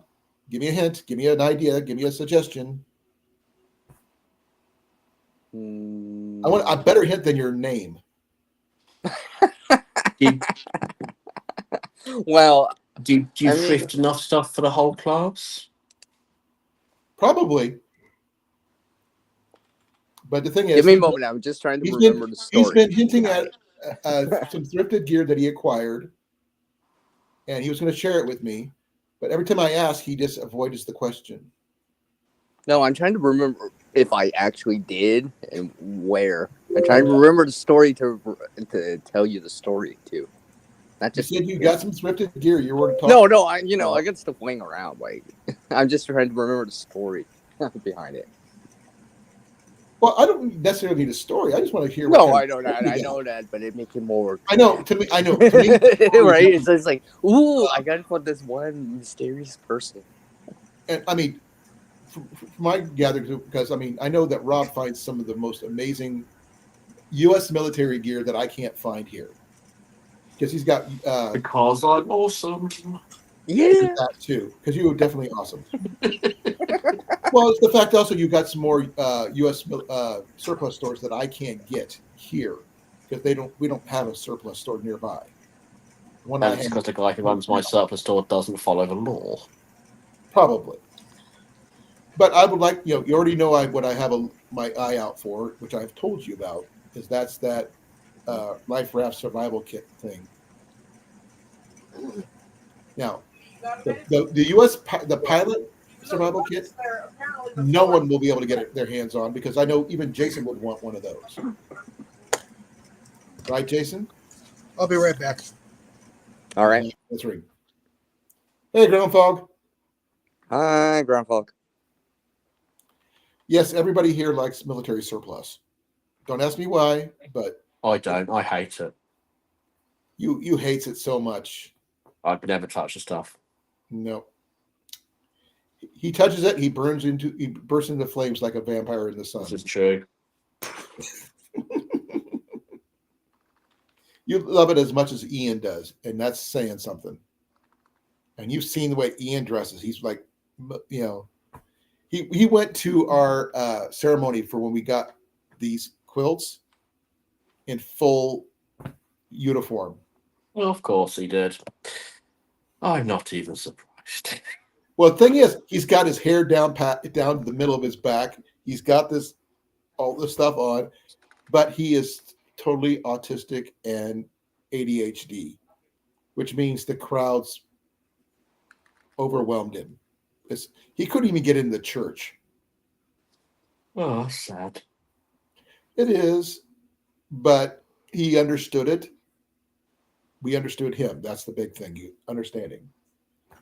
And by the way, there's a lot of guys in the service who are autistic, and you don't know. Oh, yeah. And there's the ones that do the best on certain things. They're really, really good at stuff. But I'm not going to go in that situation, because that's a big rabbit hole to go down, and I want to go down that one because I may or may not be one of them. It's not been diagnosed. So, ow. Ugh. Sorry. Oh, My hearing aids went off and I got a notification on my phone. Ouch. we all got a notification on your phone. Did you heard that? Yeah. Oh, yeah. That's what I heard in my ears. That was loud. I guess Ian's closing the door to make sure no one's in there. Ian, are you okay? Yeah, it's gonna use the bathroom. We were talking about you, by the way. Your ears burning? Probably. If not, I have a cigarette lighter here. Okay, when Jason gets back, but the pilot's survival kit, the one with the AR-7 survival rifle, if you could have it, Rob, I know for a fact you would have it. I can probably get a kit. I won't get a rifle. No, CR could probably get it if he could justify needing it. That's So, big. well, as we found out, the price difference between buying it in the UK and buying it in the States is 20-fold. But remember, he's in Canada. Okay, 30-fold. But still, it would still be available for him to actually. Well, have it. actually, probably 35. You could probably justify having it in Canada, depending on where you live. If you're out in the middle of the bush or something like that, you might have a reason to have a rifle like that. Oh, yeah, a single-shot takedown rifle has got many applications. Especially for, if you want to keep yourself protected for bears and that kind of thing, yes, that would make sense. I've been trying to debate whether to put my 22 rifle in the trunk when I'm traveling with Jenny, just because you never know when you might need it. But the thing is, I mean, as a rule, I would put the rifle in the trunk, not Jenny. not putting Jenny in the trunk would be a definite. No, I'm not doing that. Well, is that about a raffle? Well, I know for sure you would want the pilot survival kit with the AR-7 kit if you could get it. Right? Yep. I would like that too, because we know the AR-7 is the precursor to the Henry survival rifle, Make sure it's locked away good. because they're collector items. But thing is, they are totally useful. I am not a big fan of the Henry. Not because it's a 22 or anything like that. It's just the way the stock is designed. Just because you're not patriotic. It's probably not. It was designed to float. Well, the thing is, it's when I've actually held one. I've not shot one, but I've held it. I could not get comfortable holding it enough to get an accurate shot because the stocks are so freaking wide, thick-wise, that I can't get my arms, because my arms are not very, long anyway, because I'm short. It's too thick for me to hold in fire function. Yeah, that's so it can actually, be the survival and you stick it inside the stock when you break it down. Well, I understand why it's there, and I know I get it, but it's not. In order for you to be able to shoot it properly, it would have to have a thinner stock. But unless they can figure out a way to make it thinner, it's not practical to me. Now, I have a Marlin 795. Is it a breakdown? No. Can I break it down? Probably.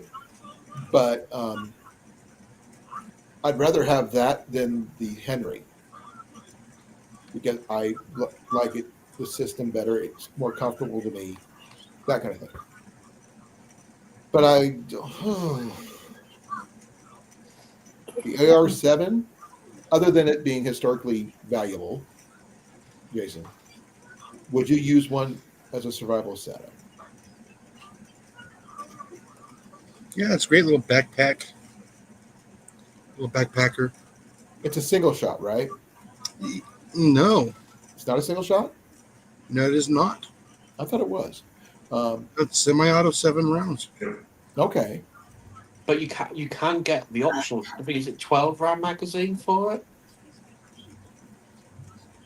I mean, you can get longer magazines for it, but But when you when you use 7 rounds to scare off the bunny rabbit, why not sling some more just in case? Well, having more than one shot as a backup is always a good thing because, Not backup, it's follow up. Yeah, follow up. well, if you do it right, you don't need a second follow up. Always pull it twice. Hit it in the head once, you're Double done. tap. Double tap. No, don't double tap. You might be restricted on how much ammo you have. If you double tap, that means you're down 2 shells instead of just 1. Put it this way: Bambi would have been a much shorter movie if they had double tapped. Yes. There's something for you to ponder on for an hour or two. Yeah, you're gonna ask Ed Gunleshi that. Yeah. Well, here's the thing about Bambi, was just saying, whoever hit his mother was poaching. They may have got his dad, who was a buck. Why did they shoot the doe? Because they could. Because they were poaching. A No, Ruby? because it's a Disney movie and it has to be premised with some sort of doom and gloom or it don't work. Yeah. Okay, Scott, get your butt up here. I want to hear more about this Ruger. 25-30 chasing prairie dogs. I still think it was the farmer. Just an idea. Well, Scott. Wolfie, I understand you have your 22 caliber or 25 caliber break barrel. That's what I think Jason's got more than a few of those. Well, just so you're chasing prairie dogs with 25 or 30. Have you tried pulling the trigger and standing still? No, Practice, practice, practice. I don't. I'm not a bit. I mean, while I have shot air rifles, Ian's got a 22 caliber air rifle. Beeman. It's not a high end one like Jason's got, but still, it's better than some out there. It's functional, and he has taken rabbits with it. Just he doesn't like the rate of fire. Is all. Air rifles will teach you all the basics. And you know what? The break barrel will teach you to be a good shot too. Yeah, that's what Yes, he's it got, will. the break barrel. His Crossman is a different one altogether. But that's a pistol, and that one is, oh man, that is the most frustrating pistol ever. They'll teach you to get closer. No, it's the fact that you have to cock it about 10 times before he gets to be powerful enough to do anything with. You have to go, and by the time you get done doing that, everything in the 3-mile radius is gone because you scared it off. Hey, Howie, how you doing, brother? Hey, Howie. Howie! Be well, Wolfie. Thank you for coming. I really appreciate you for coming up earlier. Say good night to your puppy. I really appreciate it. Oh. Beeman is a good one. He's got the dual caliber 177, 22. He had a scope on it, but he took it off. Then he put it on. Then he took it off. Got another scope. Put that on. Took that off. Then it started stealing my 22. Don't ask me why. I have no idea. It's Ian. I've asked him. He won't tell me. Sort of like CR in his name. But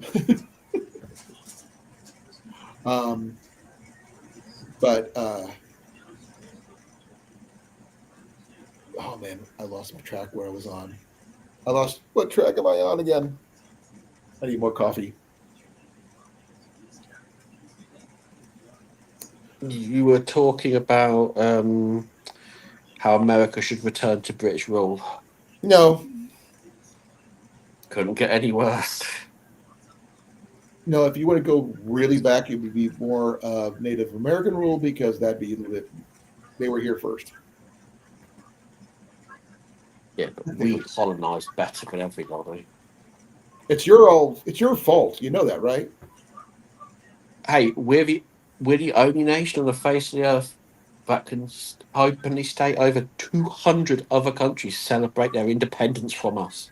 Scott, give me a call later if you can. See you later, Scott. Howie, how are you doing, brother? Glad you could make it. Yeah, we were actually talking about something else. We've talked about so many different topics tonight, from EDC stuff. We talked about multi-tools. We've talked about passing gear through international libraries, which is really unique. You go across the border, you go the library with a full pack of gear, come back wearing nothing but your clothes, and they're On like, your back. "What happened to your backpack?" What backpack? I had to travel back late.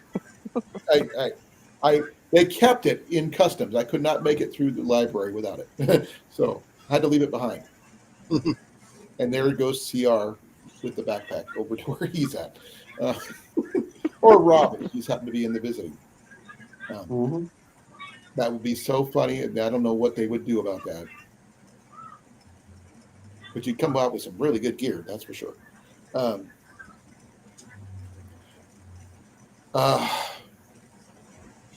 Jason, what's your favorite multi-tool that you carry? My brain. We already talked about MacGyver. That's a part of the whole system. That's a good answer, Jason. That's a good answer. We're talking actual physical metal tool that you carry on your belt type situation. Oh, there's so many. I carry my Gerber. I'm perfectly happy with that. Now, do I use the knife more than anything else? No, I don't. I use the screwdriver. I use the scissors. I use the pliers. The knife is just the last thing I usually use.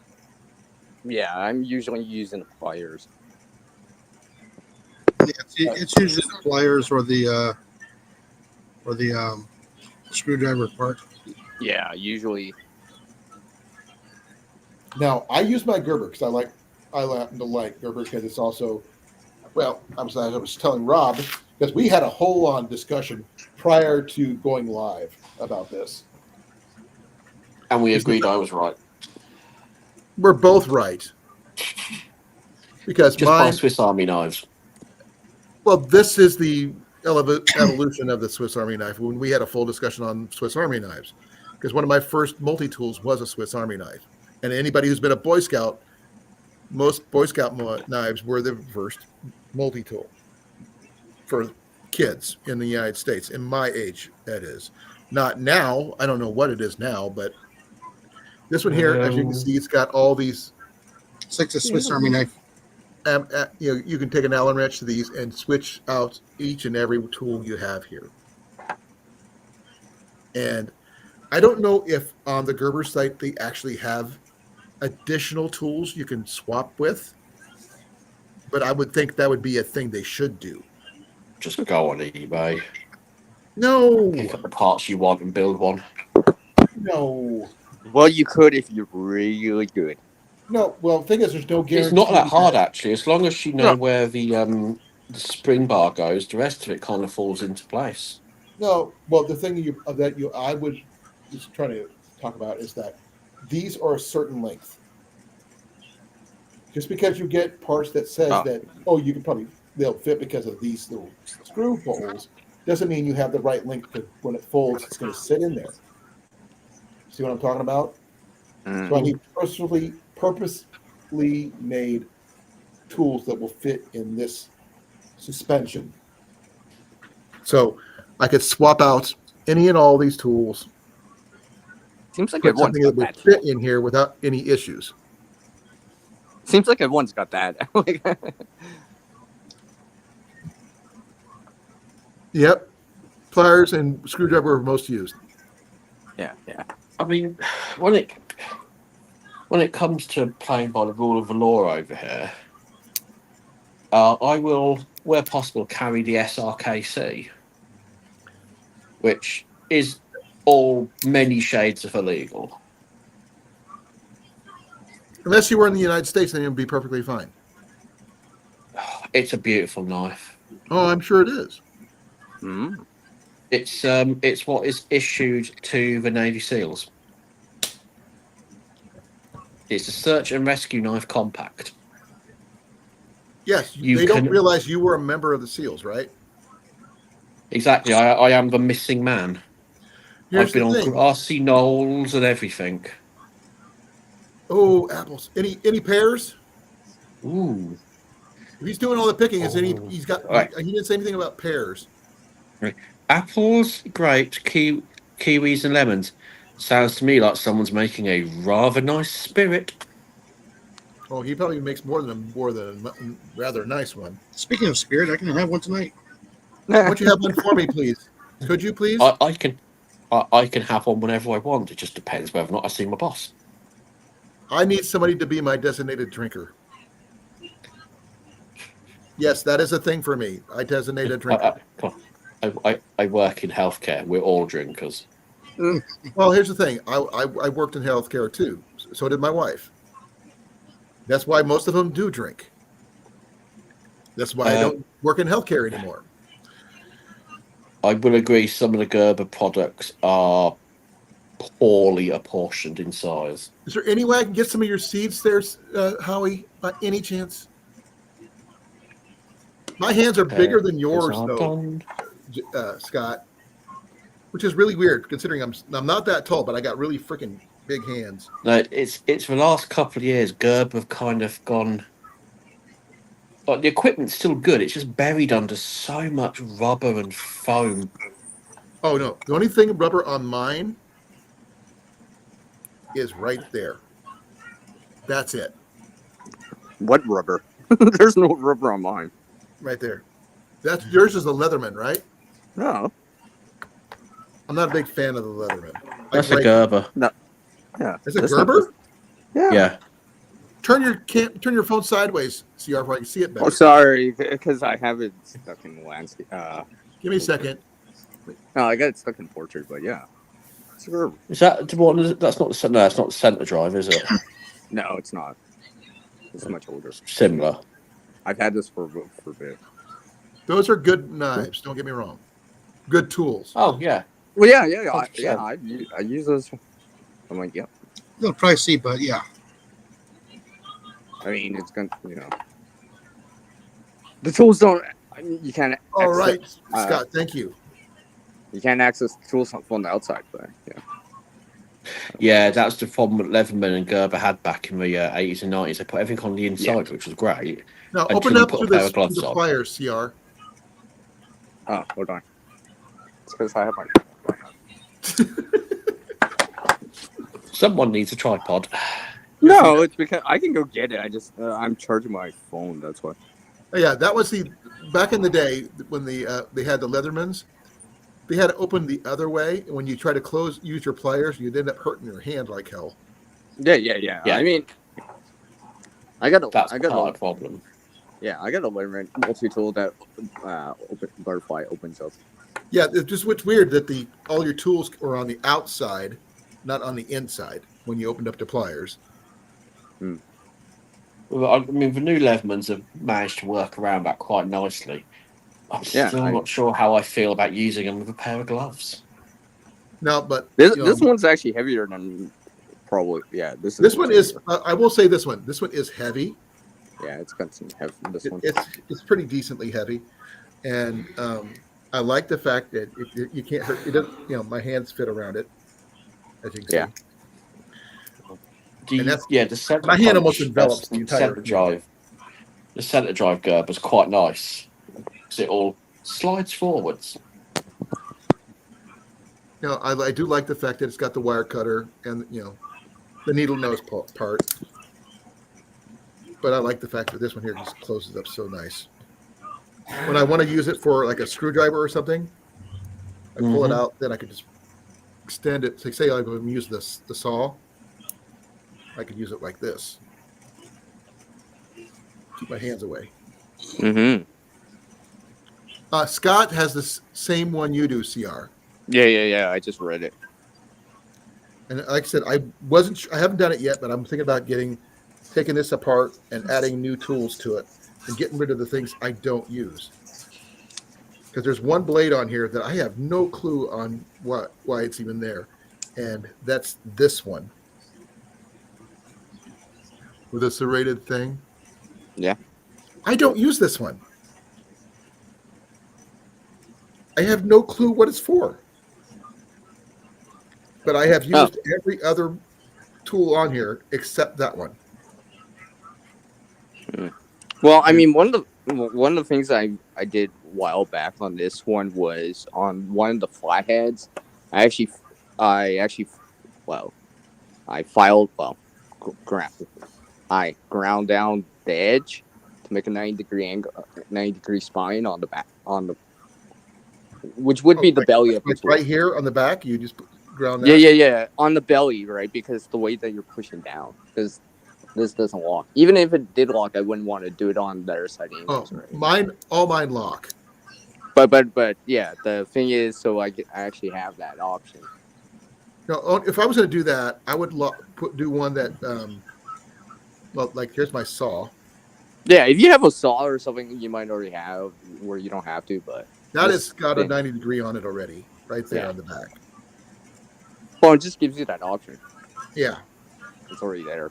Opening boxes, I got a knife for that, but the thing is, there's the only one thing I really get a kick out of in here, and this is because it just looks so wonky to me anyway, is this thing. Well, that's why make two of them when one can do the same thing twice?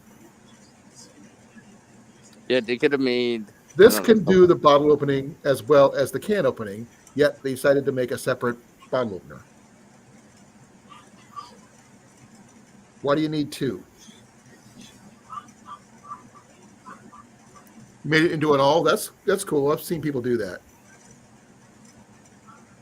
But I have more than just this knife on me, though. No, of course, right. Okay. Give me a second. Well, you guys were talking about EDC, right? I thought you guys were talking about... Yeah. I mean, I don't generally EDC this, but... My first EDC I always carry with me is this one. It doesn't look like much, does it?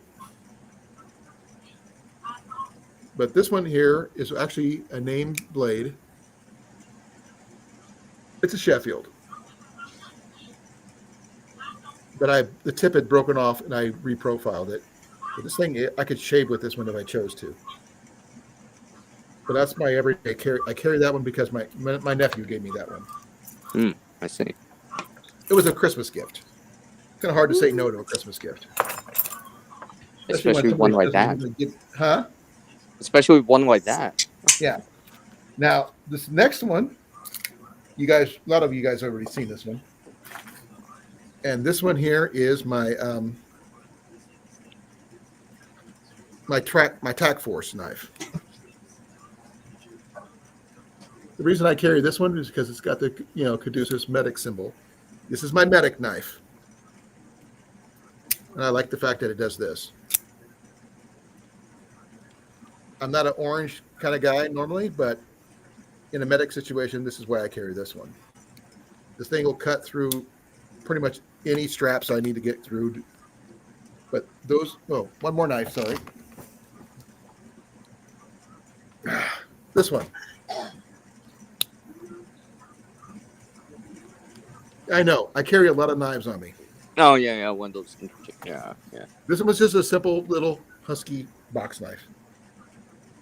But it's a locking box knife, which is better than some of them. Sort of like on this one here, you got the little thing you got to pull over in order to make it unlock. This one actually has a button in order to unlock it. Same thing like the Gerber. It's got these little... You pushing buttons again? Say it again? You pushing buttons again? No, I don't have any buttons pushed. If I was going to push buttons, I'd make you visible there, Jason. I am not muted any way, shape, or form. Okay.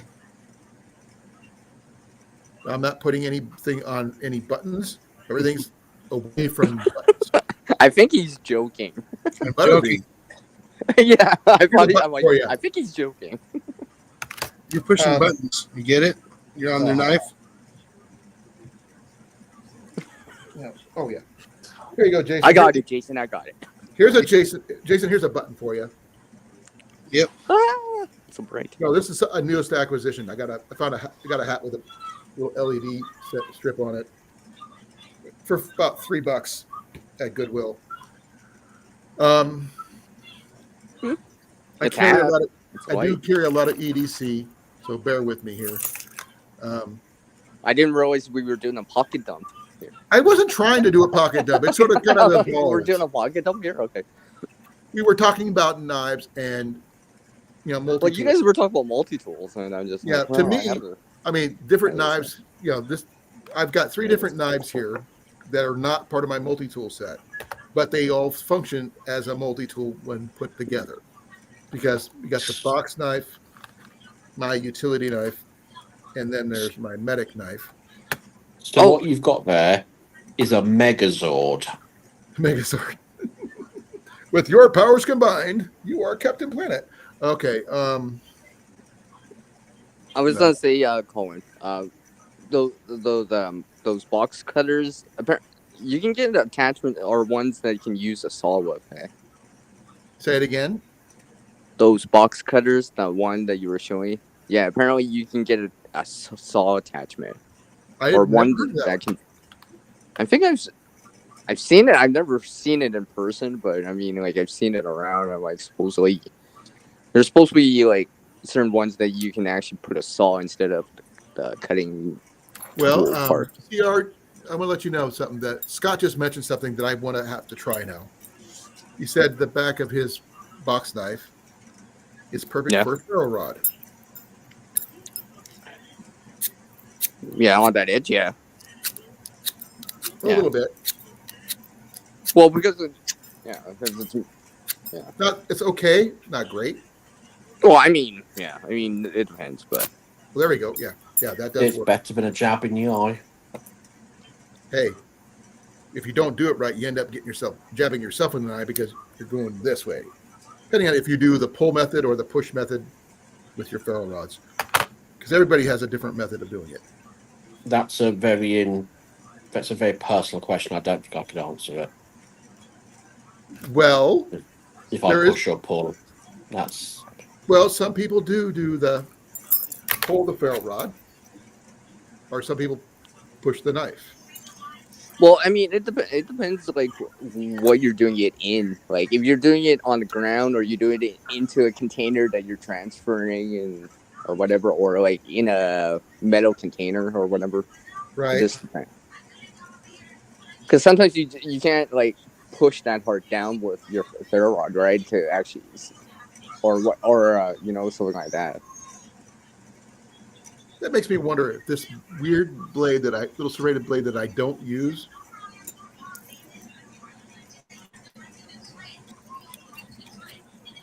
totally freaking useless for ferro rods. It's freaking useless. What's the whole point of this thing? At that rate, you might as well just reprofile it. Well, by the time I could do that, I could just replace it with something that actually might be. Well, or whatever, right? Something like that. I mean, that's the most useless blade on there. I don't even know what it's for. Whenever you usually have a seatbelt cutter, I do have a seatbelt cutter and a window breaker. That's my pen as my window breaker.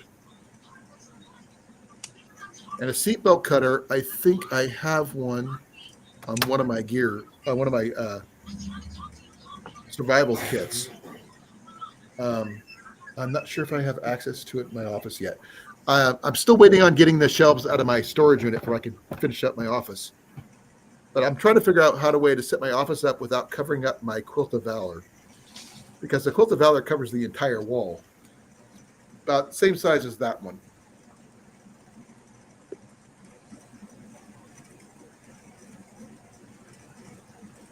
Oh, that's cool, Scott. That's not okay. It's not bad. On the back of his SAK somewhere in there. Yeah. I mean, what's an SAK again? Please, Swiss Army knife. I've never heard of it called that. When you're typing, it's just fast. Swiss Army is what I usually hear it called. That's about it. Well, yeah. Everyone's trying to type it fast now. Jenny actually carries a Swiss Army knife. About a little one, about that big. Oh, the mini? The Mini. I mean the small, not the mini. Yeah. Well, it is a Mini compared to everything else. But yeah, it's considered a small. Now like I was telling Rob before, I actually had the Swiss, the Tinker or something like that, Mhm. and it's not the same it was back in 88, 89 when I was in Germany, where I got mine, because the name stayed the same, but the product changed.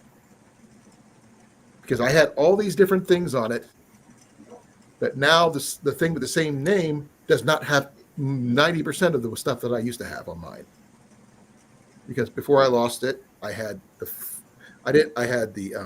magnifying glass, I had the saw, they had they had the corkscrew with the teeny little screwdriver, the tweezers, the toothpick, the file, the fish scaler, and 2 blades, and a Phillips screwdriver and a regular screwdriver, which was also a pop bottle opener, and a couple other things I couldn't remember off the top of my head. But I didn't have the hook, I didn't have the pliers, I didn't have the pen or the light. You can't just get the one like I had anymore because it doesn't exist. You could probably build it. Probably, if I went to the factory like you mentioned earlier, and they pick all the parts out and put them together myself. But they would. I'm not sure if they would actually remember the name of that one. You know what I mean? Yeah. Yeah. And it would probably cost me an arm and a leg just to get there in the first place. And I'm left-handed. I'm already out of place anyway. I don't want to be hopping around on one foot and one arm. I don't have a regular belt cutter on my plate carrier. I don't have a plate carrier. You're more tactical than I am, Scott. You're the one that was security. I wasn't. I was medic. All we were supposed to do is carry our M16s, our medical packs, our regular packs, and our patient's gear and our patients when we had to. But we couldn't afford to leave anything behind because we'd get in trouble. Even though we were carrying 3 times what our normal weight in gear and people. Leave no trace. No, it's not that. It's that if we were treating somebody, this is before they allowed us the options of carrying something smaller. We had to carry our M16s, our regular packs, our medical packs, and if we had to treat a patient, carry the patient and their gear. Heaven forbid we would lose one of the patient's gear because we couldn't carry it all because we weren't strong enough to carry a 250 plus pound person and their gear plus my gear to an aid station. And because we were not allowed to leave anything behind. That was one of the main reasons. One of the things reason I got out, because I kept on requesting we need to be able to carry pistols. We can keep it on our side. We can keep our hands free because we can't have an armed weapon in a medical facility in a conflict zone. Well, M16s, stupid law. M16s were required because we were ambulance drivers.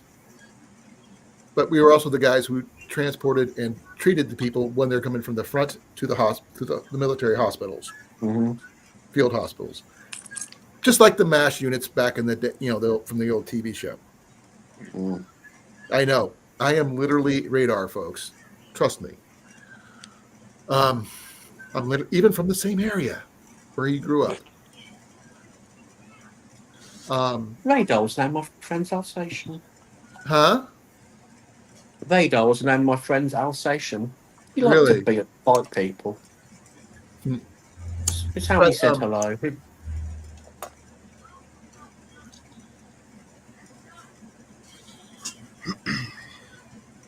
Yes, they are. And they both have 50% off the Swiss Army contract. Yeah. We weren't allowed any of that. But you could, like I said, you were security. I had a Victorinox is what I carried. I didn't carry a winger. Never once owned a winger. Now I think Ian's got one somewhere. Yeah. Don't do that, Jason. Though. Yeah, don't. I'm already fighting. Still got 4 hours to go. I'm not done with my caffeine yet. Neither am I. And by the way, if you can find anybody can find the Yupon berry holly stuff in their area, let me know. Yes, it doesn't have this. It's still caffeinated tea, folks, naturally occurring, not being added. It's better than no caffeine at all. I would find a way to make it stronger. I don't know how, but I'd find a way. A different tea? No. Same. Coffee. Not doing coffee because coffee doesn't really grow here in Iowa. I want to find a way to grow caffeinated something here Naturally. in Iowa naturally. Yeah. Locally, I should say, yeah. Locally, because I've been checking. While it can be done with the proper greenhouses, it's a lot of work. And yeah, there's a lot you got to cover before you start Yupon holly grows naturally in Iowa, but not up where I'm at, but it's more southeast Iowa, southwest Iowa. It's where the pawpaw fruit grows too. Now, I would love to send some pawpaw fruit to Jason as well as CR and Rob. You have to remember, when picking things like pawpaw, use the claw, not the paw. Wise words. Wise words. You know what pawpaw fruit is, don't you, Rob? Yeah. We have fruit in England. They're not pawpaw fruit.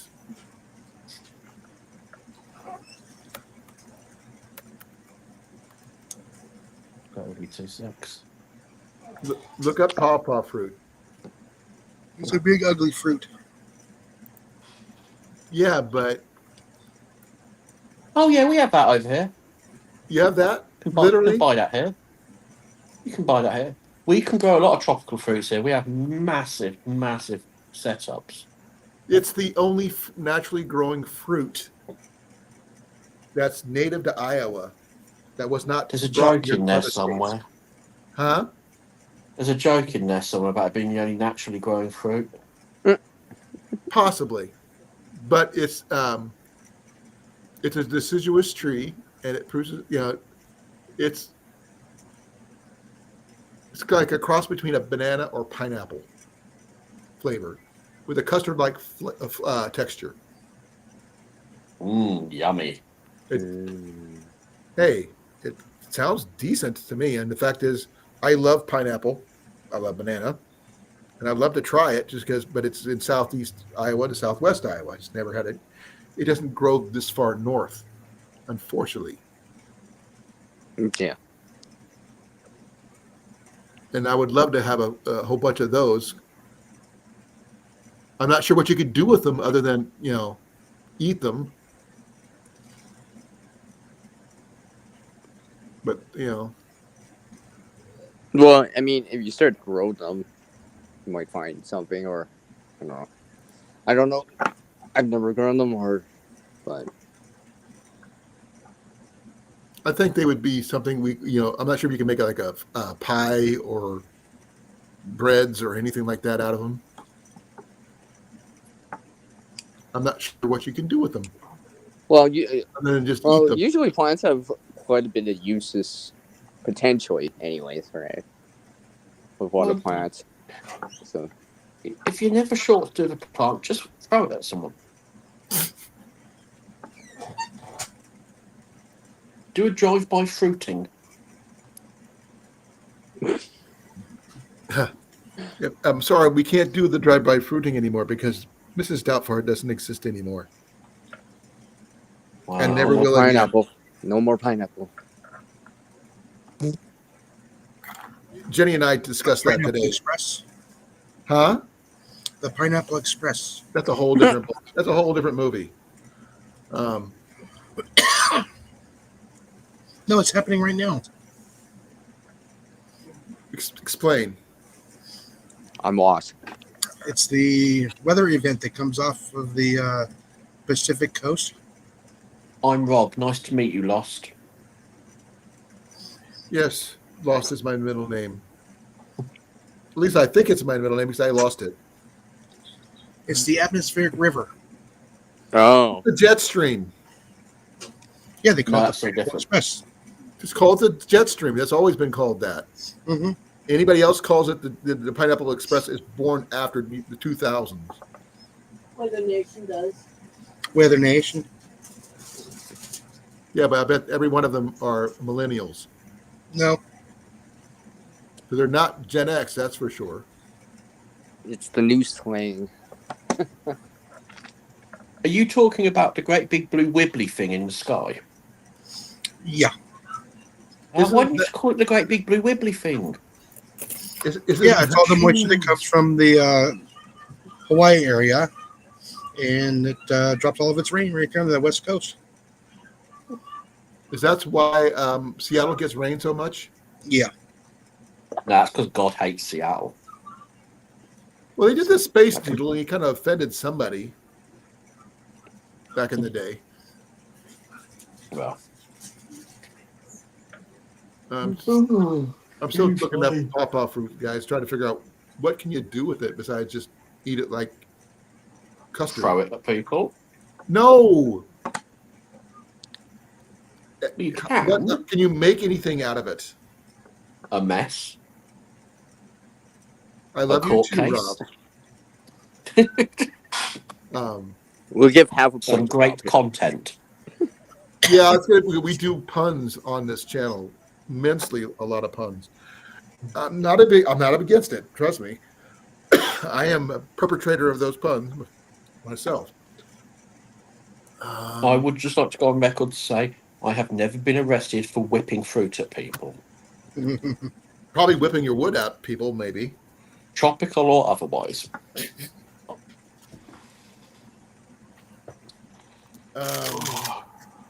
I guess it's commonly eaten raw.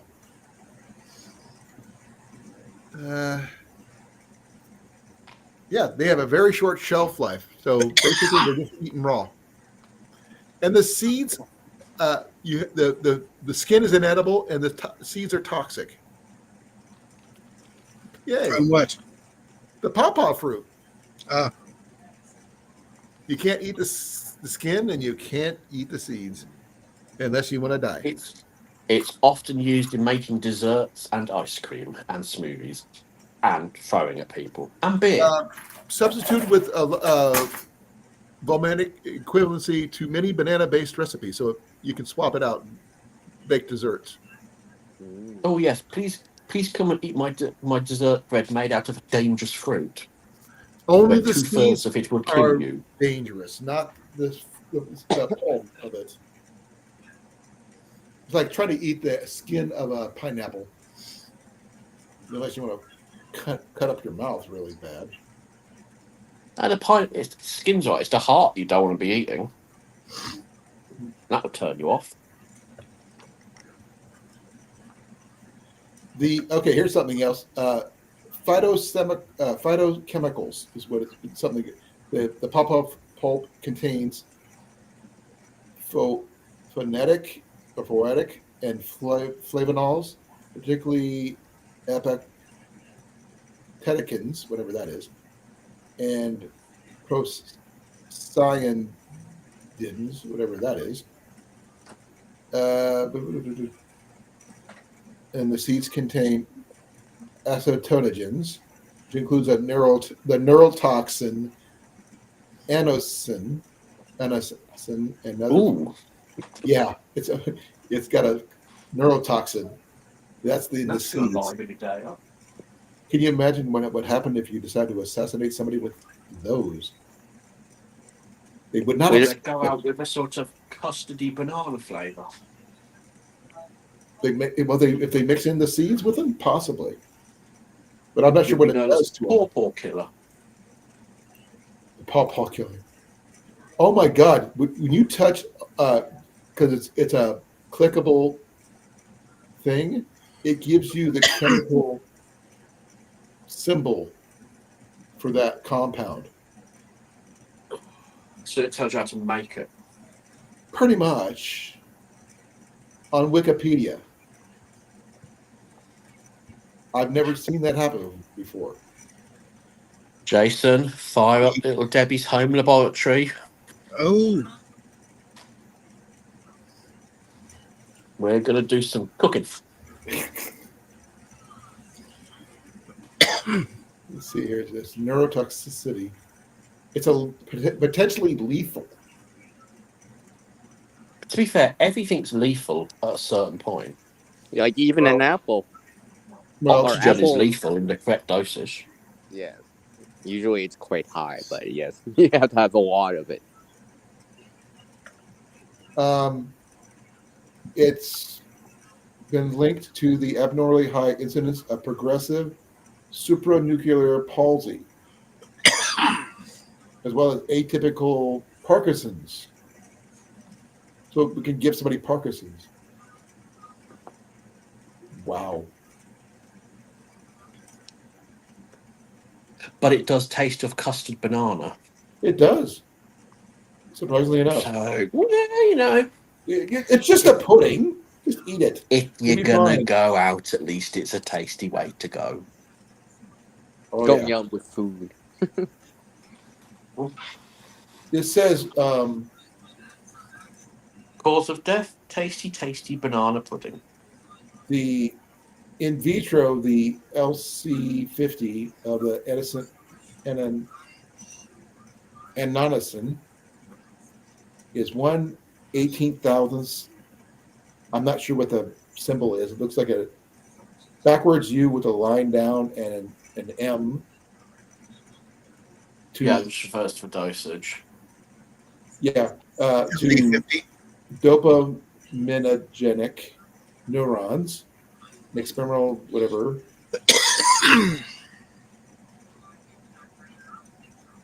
It's that the thing is 100 times more toxic than 1-methyl-4-phenybutene, whatever, and other potent, whatever it is. It's an inhibitor. 100 times worse. Yeah, compared to J.D. Vance, it's a cuddly toy. Yeah, pretty much. It gives you the chemical properties of this thing and the molecular mass and everything on. Somebody went into detail about this stuff. Yeah, I would say. If it exists, there's a web page for it. Yeah, but why would it be on here? It's like getting the anachronist cookbook or something, you know, which is totally illegal to have. Yeah. To be fair, there's not much in it that you don't already know from Mythbusters. Mythbusters, one, they always didn't show one link of the whole equation. Same thing as MacGyver. They always kept something out of the equation. Well, they cancelled the whole episode when they invented a new hyper-explosive gunpowder. Oh, By yeah. accident. Yeah. They You did. just know Jamie was standing in the background begging someone to set fire to it. Yeah. Amy is one hell of a scientist. Most people don't realize. He is, but apparently he's a real horrid human being. I don't know that for sure. No, I can't substantiate, but from what I've heard, he is quite a... Him and Adam never really got along. Oh, And no, they go technically, into... Adam worked for Jamie. Most people don't Yeah. realize that because MI5 was Jamie's project. he owned that. Jamie did. Adam certainly came out on top. He was the showman of the two. Ooh. Is my eyebrow missing? Yeah. That kind of thing. That was a great episode. I'm going to Am I stand in front of missing this an freight eyebrow? container and set fire to it. Well, the thing is, I mean, we could do a whole episode on just about Mythbuster stuff and which was our favorite myths that they actually went over. I Next really week. like Adam Savage. We can do that I on watch a lot of Thursday. his. Remember, I still got another live coming up on Thursday.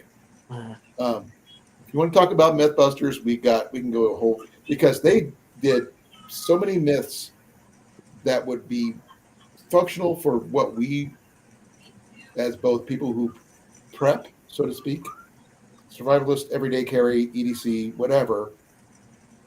You can probably find out something that you need to help you survive from Mythbusters that they talked about somewhere, some way. Oh look, there's duct tape, a whole pallet. Yeah, we're seeing time. They made. Remember, you seen their duct Just tape kidding. survival episode, right? Mm-hmm. How many of you Mythbusters here, has taught of us us here have anything. not wanted to try to do that? If you have If enough of it. Scott had to go, If folks. Mythbusters taught us anything, it's that in any emergency situation, buy a Crown Vic. You are guaranteed to survive whatever the problem is if you own a Crown Vic at some point. Guess what I used to own? Because they could not destroy those bloody things. Rob, guess what I used to own? Crown Pants Vic. that are too big for you. I owned a Crown Vic. They were. It was an yeah, old school police car. everyone they tried to destroy, they couldn't do it.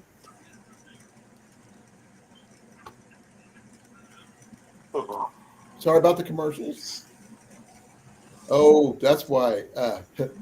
Anybody seen what Scott posted about where he was stationed in Korea? What he was? He was an MK-19 gunner. Cool. Yeah, he got to play with the big gun. He was security detail stuff. But like I said, anything we want to learn about we could learn a lot from Mythbusters, unfortunately. With the exception of the Tori Belleci, Richard Hammond survival island thing. Ignore that. Mm. If you've seen it, you know what I'm talking about. Not worth mentioning. But I want to recreate the survival episode and see if they can actually be done with duct tape. Who's down? If you have enough of it, right? If you have enough of it, you can do a lot with it. If you have enough of it. I think we could do it if we had at least a cargo container full. Well, I mean, they had a pallet, right? And Well, the thing is, I would want a total cargo container full yeah. for one reason. Because a regular pallet, like they were showing, would not float. No, And they make don't it to float. the beach. Technically, it could not float. There's nothing to hold it up. Yeah, You know there's what does there's float? no air to hold it. There's nothing to hold it. There's no loft. There's nothing available for it to Yeah, float. the wrap was just loose on it, right? Water would Exactly. There's no air pockets. No, nothing to. Yeah, it would sink. But aside from that, a little technicality. Unless it came down on a plane or something like that, and the plane crashed and it just happened to be crash landed on the beach. Then you'd Or have roll plane into the stuff beach. like that. Yeah. But I would take the cargo container. Then we could use the cargo container for a place to live, as well as everything else. You got the pallets. You can use the wood for making stuff out of that. You got the plastic around the stuff, like he said. He made that solar still with. And he made their duct tape shoes, hats, pouches, I guess haversacks, and canteens, Oh. and hammocks, the chest sets, and last but not least, the boat. Oh yeah, the boat, yeah. Oh, technically, was it a catamaran or was it a regular boat? I think it's a catamaran. I would think. I think so too. Yeah, because they needed what's it called Bamboo frame. But I think it was a catamaran, basically. Yeah, I think so too. Oh, Jason's awfully quiet right now. Yeah, I'm awfully quiet. I'm Yes, just yes. You know what episode I'm talking about, Jason? No. No. They were What? it's Duct Tape Island. It was when they survived. It was a survival episode. With And a whole Jamie pallet. and Adam got washed up on shore. They ended up with nothing but a pallet of duct tape. With the chickens. They had Yeah, that too. They had a chicken. Yeah. From Colonel Sanders. Yeah. Yeah, something like that. Still a chicken, but in that episode, I seen that Adam created more than not Adam, but Jamie. No, yeah, Adam created more than Jamie did, in my opinion. Okay, you know what? That makes me think now about this. Prove me wrong. Who did the most? I mean, yes, Jamie created the surfboard. He created the solar still. But what else did he do? His shoes. What else? Well, the water carrier. Oh right? no, he did. He did the spear. I would say he did do the spear, and he did get a fish. I would think. Yeah, he did get a fish. More hunting tools than actual survival tools. Yeah. He didn't carry anything to carry water, anything to sleep on, anything to keep under cover. Nothing to keep your mind busy like chess. Or an option for fire of some sort. I think that was still Adam. I would think, unless that was if I was wrong and if it was Jamie, let me know. I'm still thinking Adam was the one that did most of it because he's the one that actually went out into the trees and found potable water. Yeah, and then made a container. Correct. Well, if I remember right, the way that they did it is actually the same way the bushcrafting community would do it. You would use something like let's say, a branch or something like that as a template to make a cup. So because duct tape doesn't have any structure until it's like joined, right? So like to make a shape out of like a cup or something like that, you would use it around like a stump or a branch or something like that. Right. I think they used a piece If I of paper remember it. Yeah. in their case, but I think that was still Adam that did that. Yeah, I think for the water, yeah, I think that's you had to set it up in a certain way. Yeah, he created the pouches. He created their initial sleep mats. They created. Yeah, I think containers would be the easiest thing, just because Well, Adam made his hat first. Yeah, containers and cover or something like that would probably be the easiest thing to start off with if you had plenty of duct tape, and that's all you had, for example. So because from then you could do a lot from that, right? Not even on a deserted island, right? Like if you actually had a roll, well, several hundreds of rolls, right? Well, they did have several hundred rolls. No, I mean I know that, but let's just say not a deserted island scenario, but something else, right? Yeah, I still think more than one pallet would be necessary for a proper survival setup. Well, because they did. I would have had not one boat, but two. One for them to live on and paddle, with a secondary one just in case the first one went down. They had a backup. Yeah, I think most of the tape went towards their boat, though. That's one thing they never stated at the end of the show is how much duct tape they had left of that pallet. Probably not much. I mean, probably, like I said, most of it probably went to the boat. The shelter, I would think, because you saw. Well, I mean, to a certain degree, but I mean, the boat is like, well, you're gonna double it up or turbo it up because you're gonna be on open water. You would probably use a little bit more, make it more structural, so you wouldn't be prone to like bailing all the time. Well, you always would have to bail because of splashover. No, I get that, but it wasn't 100% waterproof. Yeah, water resistant. Yes. So it would hold together. It's not as good as what they did when the Tori and Grant, Grant and what's her name? Carrie. The redhead. Yeah. They When they did what? The duck plane. Well, I mean that's different, but Because they were recreating a MacGyver myth. yeah. That actually worked. They got the plane off the ground with duct tape. Yeah, the a plane that didn't have its not framing, The skin. the skin, yeah, the aluminum skin that Well, most back in the day when they did like the Sopwith Camel and the original planes, it was not wood; it was cloth, Yeah, we used a lot of canvas. canvas cloth that was treated with some kind of lacquer or something like that. And I think duct tape would be a good alternative, as I think they proved. If you ever get a chance, look up the episode of Mythbusters where they make the glider at Colditz.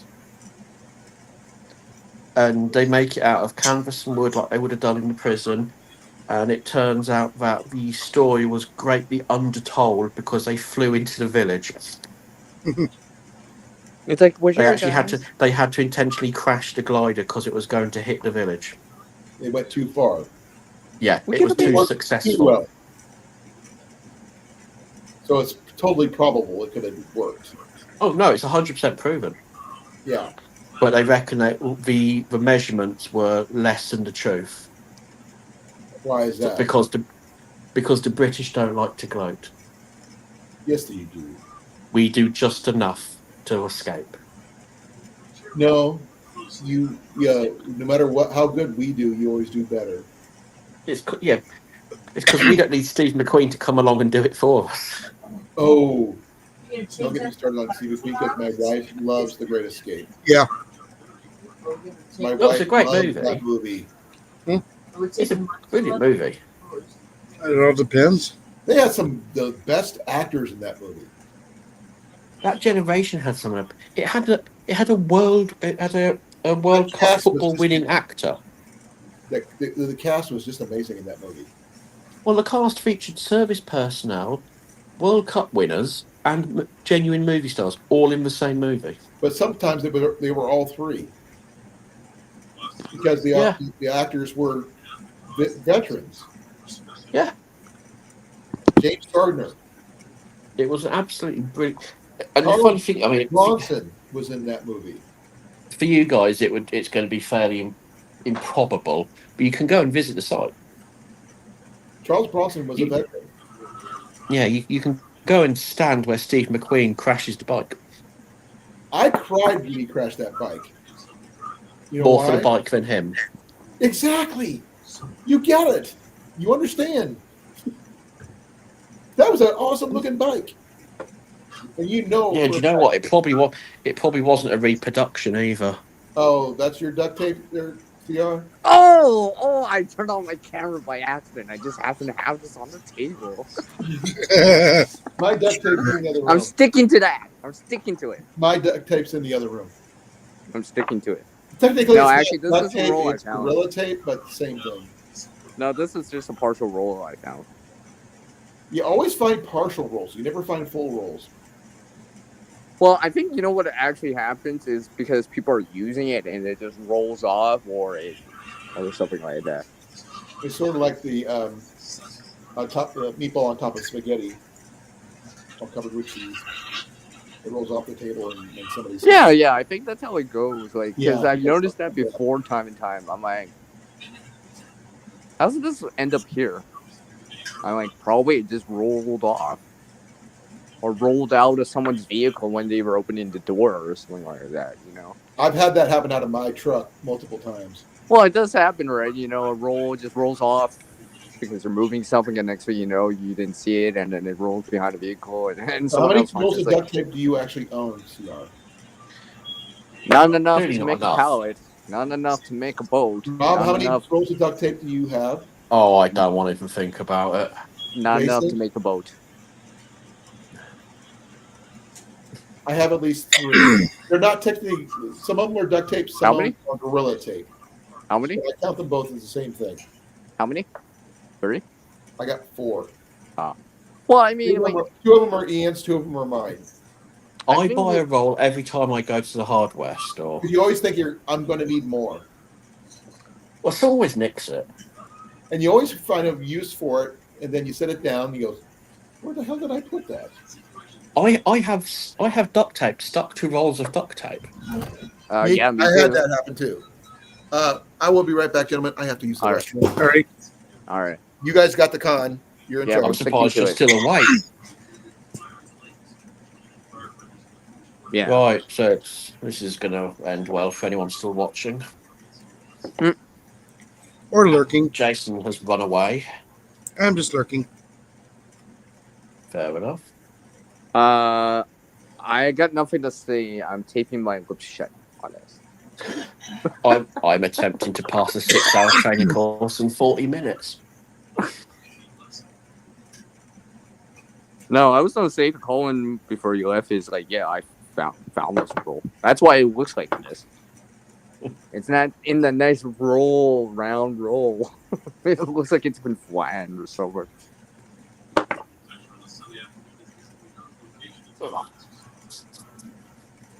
I am sitting hey, a Jason. dreaded health and safety course. Jason, What? I was gonna say, yeah, you probably you've probably seen tape roll across the ground before, right? The what? Well, a roll of tape just roll off the table, like roll off the table and just start rolling away or something. Are you talking about? I'm Tape. still at double hearing. Oh, I was saying you probably seen like tape roll off the table and just roll away, start rolling away. Oh yeah, the tape roll away. Yeah. Yeah. So yeah, I think that's what happens, and that's how people lose it or something like that. It falls out. It just rolls around until someone finds it. Yeah. No, I think this was like about maybe less than a quarter of the roll, so it wasn't full. I know that. No. There's not much of a roll left. No, I mean, there's still something, but I mean, like, I'm not making no bag with the remainder amount, but I wish I could do something with it. I'm trying to kill time until Colin comes back. I thought he would have been back already. I'm like, he's like, take the calm, guys. Well, yeah, well, That's some serious bathroom break. Yeah, we didn't know. He didn't give us a memo.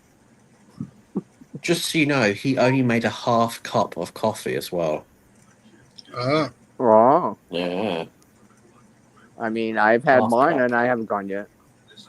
And I've drunk 1, 2, 3, 4, 5, 6, 7 energy drinks and a jug of coffee. A jug of coffee. It's been a long day. It's been a long day.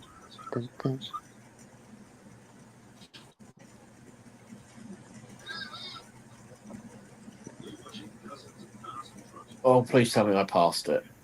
97%. Cannot complain. 6-hour course done in less than 40 minutes. Thank you very much. I've sat this course so many times, I simply can't forget it.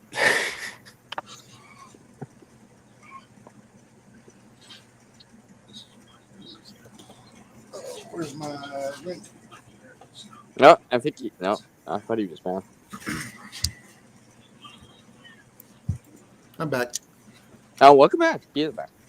Yeah, we were just You must be talking about psychic there, tape. CR. Because I sat down, and as soon as you said that, I didn't even click on anything. You said, he's back. I just had that feeling, but I'm like, wait a second, this mic's off. I haven't turned on anything yet. I put the No, I know, but that's why I'm like, no, I think that was just a lucky guess. I just literally sat down when you said that. And it was like, yes. ESP. No, I mean, survival-wise, we could think of a lot of things we could probably parallel with what we do, various things. Personally, thrifting items like I like to do. I would love to see some of the. I'm still looking for the item that Rob said he'd keep an eye out for me for, but the odds of me trying to get it from England is going to be tough. An Especially half that you can't put in a unsquished plan. roll of duct tape. Squish it.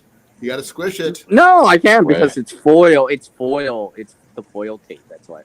Oh, that's okay. That's Yeah, I can't. that's like Look used at for like me. I've got foil tape, largy da. that's the metal duct tape, right? Yeah, it's the foil tape. Yeah, I don't squish it for obvious You reasons. can. okay. Now, has anybody I know tried- I can, but usually Is when that I'm stuff using it, ever been used for as a reflector for a fire? Things like for around like alcohol stoves or anything like that? it depends how close it is. Yeah, it's not the most heat resistant. Yeah, Well, I mean, like, reflective you're is what I'm probably thinking. better off using real foil. It just looks good. Okay. Well, it's It's more. just so It's shiny. It's shiny. It's shiny. Mm. It's not. Magpie syndrome. It sticks to stuff, right? You know, but for heat wise, yeah, you probably want to use real foil Oh, or something I've like seen that. the actual metal tape before, and yeah. it's different, but you can cut yourself on it because it is actual metal. It's just very, very lightweight. Yeah, it's used for like flashing exhausts and stuff. Yeah, I was figured, could you use that for like when you do small alcohol stoves and stuff like that? The stuff sales got no. The flashing, yes. Hmm. But it'd I be a wasn't sure massive because, waste of money. well, the thing is, I purchased a MSR Whisper Light stove. Yeah. And it came with the little windscreen and the little circle base thing and some kind of foil metal material, all folded up, you know? And I wasn't sure if what that material was exactly, but it could be something we could make ourselves, or is it something it's like proprietary that only they can get a hold of or something. Because I know some people who make their own. Huh? You could probably just jump on Google and find it, to be perfectly honest. Well, the thing is, I was getting ready to say is that for those people who make their own alcohol stoves, whether they use the cat tin method or the tuna fish can method, or even the Skulls of your enemy method. I was to say, no, skulls of your enemy would be a good one, but look down, it's frowned upon. But I was going to say, like the Monster energy drink can version, penny stove. Oh, the ones that have the lid. Yeah, or a version like that. Yeah. But they're little, like that big around, really tiny. Yeah. But they work really, really well. I've been considering, on making one now. I think Cliff made one once. He told me about it, but I've never seen it. He told me about it. Well, if you use a narrow, a tall drinks can to make one, and you careful about the hole placement, you can make a small pulse engine. Yeah, I've seen people do that. They use energy drink things like Monster and stuff like that. Yeah, they're thin enough cans, and they use the top and the bottom of the cans in a certain way, or two bottoms of two different cans, then poke the holes and all this other stuff.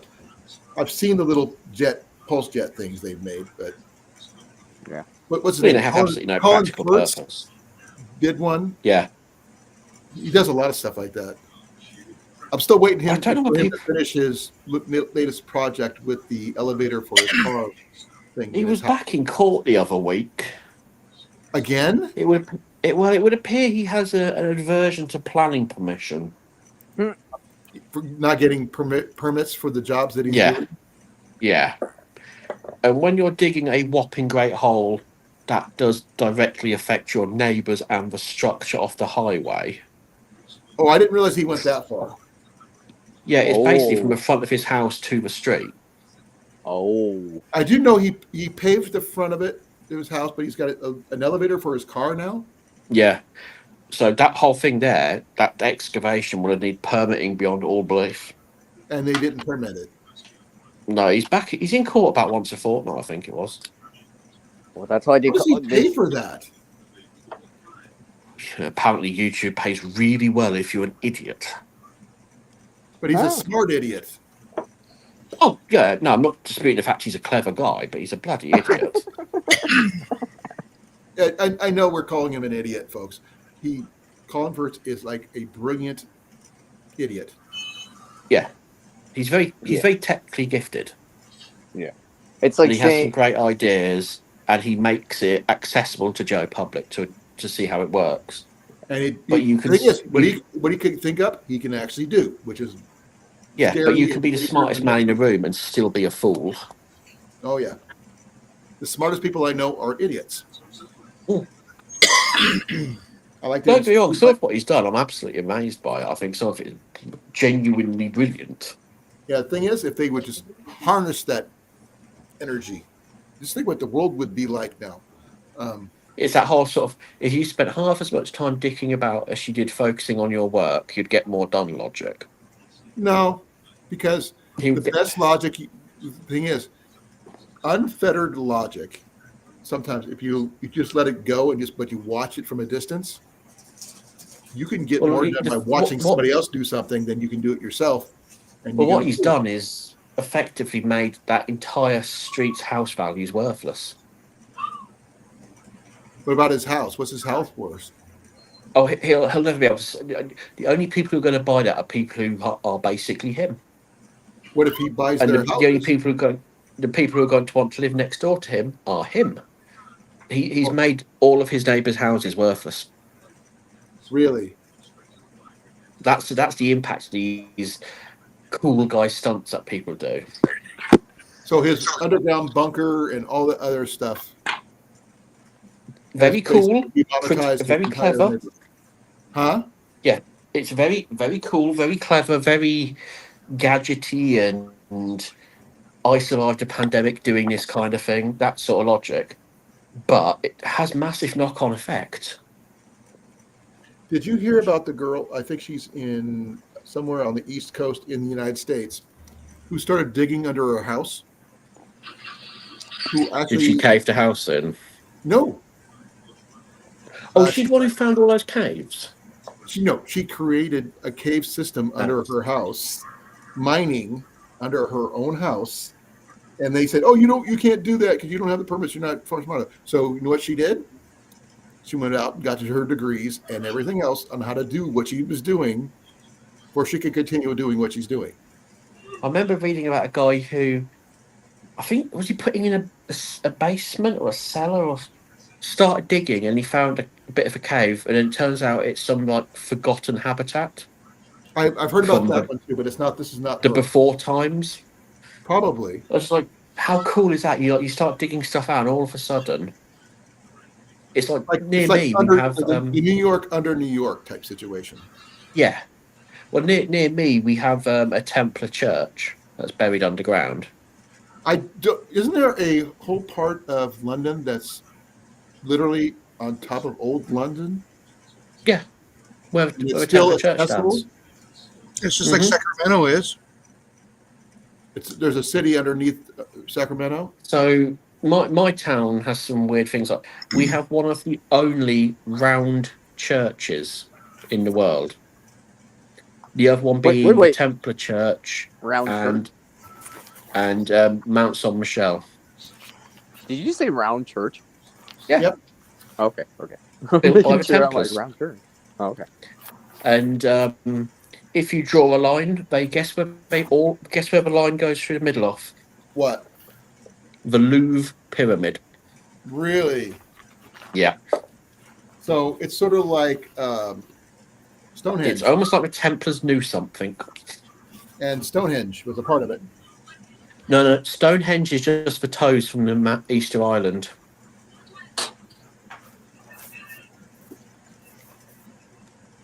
It's just Easter Island Maori heads. They go all the way through the ground and their toes stick out, make Stonehenge. Speaking of which, did anybody watch the live stream of them turning Stonehenge back 1 hour the other week? No. Yeah, they have to reposition all the stones to adjust for the time. Set it 1 hour ahead. But you're Greenwich Mean Time. You wouldn't have to. No, we have daylight savings time. You guys do? Yeah, it's the one thing Ben Franklin gave us we didn't ask for. apart from his rampant collection of STDs And girlfriends. and many girlfriends. The thing is, he was a raunchy, I mean, to be very fair, smart dude. with the amount of girlfriends he had, he should have invented the elevator. He probably did. But I don't know, that was Leonardo. Leonardo did that. Because Ben couldn't do it, because Leonardo already came up with it. Because Ben was too busy doing something else. He was screwing off, literally. Sorry, had to pass some gas. Huge way. Hey, Colin. Yeah. I was gonna ask you guys earlier, right? But like, you guys Put the were cream on saying. twice a week should clear up. Remember when we were talking about the multi-tools, right? I Right. forgot to ask you guys. Do you guys like what's it called? Do I what? Would you guys use the tweezers or the toothpick of a Swiss Army knife? I I have. was gonna ask you guys that. Oh, Ian actually found a Swiss Army knife the other day that still had the tweezers and the toothpick intact. And this Yeah, thing you was can buy them probably on about Amazon. 20 years old. Well, that's cool. Yeah, you can pick up replacements on the old Amazons. Your Oh. Swiss Army knife with the tweezers and the toothpick. It I was lost that. it You was lost probably it? not you. It's somewhere Oh. between here and my mom's house. Ian, Well, never mind. Never mind. send Ian to the corner. I'm still looking for it. No, the reason I ask is because I know like there's supposed to be like that ferrocerium rod attachment that you can use instead of the tweezers or whatever. It's useless. Well, I never tried it personally. It's so I mean, thin it snaps. I wouldn't be surprised. It's because it's thinner than a flint off a lighter, right? You can there's a fire starter kit that fits in the corkscrew. Yeah. Much I've heard about better. that. I saw Yeah, that probably- one. Yeah, I've seen those. Absolutely much better investment. Yeah. Now you're probably better off having a real ferrocerium rod on your keychain. Oh yeah, for sure. Yeah, because it's like I said, it's probably thinner than a flint off of a lighter, right? So like, It's a nice idea, and but it doesn't function that It- great. yeah, I mean, in a last-ditch attempt, it would be there, but if You you can't reach use it that more point, than you're probably not you- starting a fire anyway. Yeah. In fact, what you'd want to do is, if you reach that point, is grab two Boy Scouts, start rubbing them together to start a fire. No. You got it wrong. You grab a Girl Scout and a Boy Scout and rub them together, then you can start a fire. Yeah, that doesn't start a fire. That starts a lawsuit. No, that starts a family. Who's very well good in the woods. Okay. This is where you get wood, right? And But everyone. then again, says how many bye. of us were actually Boy Scouts or Girl Scouts? And Nope. My mum and my dad were Queen Scout and Queen Guide, respectively. Nope. I wasn't. I don't know what the Brit Which is. That is- what they call them over in the Brits? It's the highest award a Scout can get. Sort of like the Eagle Scout here. Oh, it's harder to get. Why is that? Because it's a nomination-only award. That's what Eagle Scouts have to be nominated by senators, right? No, Eagle Scouts have to work through a process, and they have to make a presentation. It's kind of, not to say a school project, but that's the concept. Well, the thing is, one of the things they have to do is they actually have to write to a senator or congressman. A part of the process. It's just one of my friends' lads just got his Eagle Scout. It's quite interesting to learn how it's done. It's very interesting. But I heard about one guy who went there just to get. He didn't want to be Eagle Scout, but he got every single patch there is to get. It's something to do with it. I think he's got the world record in actual patches. Yeah, to become the the monarch's scalp, for lack of a better term. It's purely nomination, and the only person who makes that decision is the monarch. That's pretty cool. So yeah, it's So you're the you got to go son above and of beyond. those two people. Yes, and then they had me. Went wrong. You're the product of that. Yeah, you have to ask a few questions. There's also another few questions. Did they leave anything behind for you?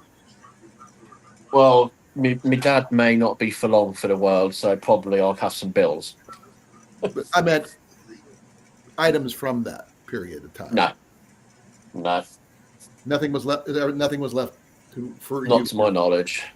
How about your Well, mother? my brother. Well, so my brother burnt my dad's house down. So. Oh, well, that makes sense. Yeah. I mean, there is easier ways to change wallpaper. I'm just finding out something for a minute really interesting about some of my gear. Yeah, like what? 90% of all my gear has got these stupid nozzles. Isn't that the flow? It's the inflate deflate valve. Yeah. Right. And they don't have a quick release valve on these like some of the newer stuff does. Which means inflating sucks unless you want to blow it up by your own self. The thing is, you shouldn't self-inflate those mats because they've got foam inside. No, I've got And some that do have foam They'll inside. get moist. It's actually one of my favorite backpacking pillows. It's got the foam in it and everything. But it's got micro holes in it due to Mac, of all creatures. He clawed it when he was a kitten. He'd not realized it. And it's got micro holes. I got to basically submerge it to find the holes where I could patch it. Yeah. And I don't really want to do that without, unless I guess I could use soapy water. No, you don't know. Don't submerge it because you'll ruin the foam inside. Use flour. Flour? Yeah. Okay, I never thought about using flour. Oh, so you can actually see it, right? You dust it, and where the air's coming out, it'll puff the flour off. Okay. Yeah. I get your point. Yeah. Because if that foam gets wet, you might as well throw it in the bin. Okay. Yeah, because then it'll stick to it or stay there. Oh wait, the bacteria grows inside those things at a rate. And since you're sleeping this on is it, why I wanted to get the new air pump anyway. It's one thing about your breath having all the moisture in it and cause mold and bacteria growing inside your sleeping pads and sleeping mats and especially sleeping pads, right? Your pillows and such. Huh? Well, because unless you air it out, you can't air out the inside. Well, that's not what I mean, right? You can't. That's what I'm talking about. Is the inside will be because the moisture in your breath can cause mold and bacteria to develop in time. Yeah. So that's what I was trying to do by getting the new pump, right? And turns out that it's a total waste of time because it doesn't have the adapters I need. I see. Well, what's funny? Take it back, kick them in the shins. I'm not going to kick them in the shins because I actually like the people who work there. Nobody kicks anybody in the shins anymore. No, they don't. People just especially Jenny because she has titanium shins. Yeah. People just don't put the work in anymore, Yeah, but Jenny's got a titanium plated shins. If you didn't know. When I say she has a screw, it's from one of those. Yeah. So I don't want to meddle with Jenny at any moment. I don't like messing with Jenny. I can mess with Jenny, but I know I can only go about this close before she, But it is almost 10:30, folks. I am going to be getting out of here soon because I'm getting tired. I had to take her car in to get it fixed today. I actually went fishing today, and I actually put up a small short, if you haven't seen it yet. Oh? Yes, about a turtle, of all things. Painted turtles. Seen about 4 or 5 of them today. I didn't think they'd still be out, in November, but apparently they are because the weather was really friggin' nice. It was almost 70. Wow. Yeah. 70. Well, I'd be 68, dreaming 68 to see degrees. that now. So that's pretty good I'd for be Iowa. dreaming to see 20 Celsius right now. I know. What But the temperature thing have you is, got? it's Iowa, and I wasn't expecting to see turtles out. I thought they'd be hibernating by now. I caught about What a dozen bluegill, about that what big. temperature have you got, CR? Not enough for a turtle. What, you I in your I tens? barely even see flies or bugs outside now. What's No, Well, right now we're seeing. Let's see here. Let me wait for this to pull up here. I'm Apparently, enjoying a Ian's live positively too. Apparently, balmy 57. I'll even take 57. I'll take 57. I'll take like 15 Celsius. Dang. Well, the thing is, we've had rainstorms coming through. It's brought the temperature up Oh. because we managed to avoid that hurricane that blew over from the Americas. Mm.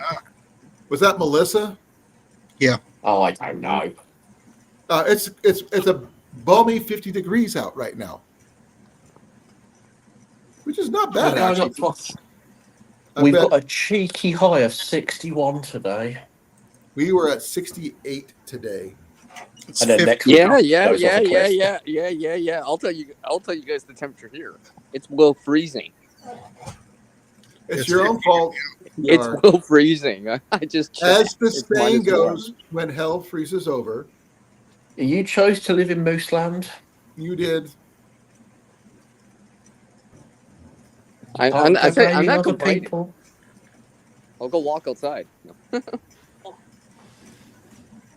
Now, a while back, we were talking about the different sites we can get some gear at and everything else. And we all spent some time on Coleman military surplus. You guys remember that? Yeah, that was on Thursday. Was it that Thursday? Last Thursday? I forget. Or was that last week on Tuesday? It was one It of was two. definitely on a day. It was a day Can confirm. It because was Thursday. It was Thursday. because That was the last live SD stream. Mountain Man is looking for the modular cold weather modular sleep system.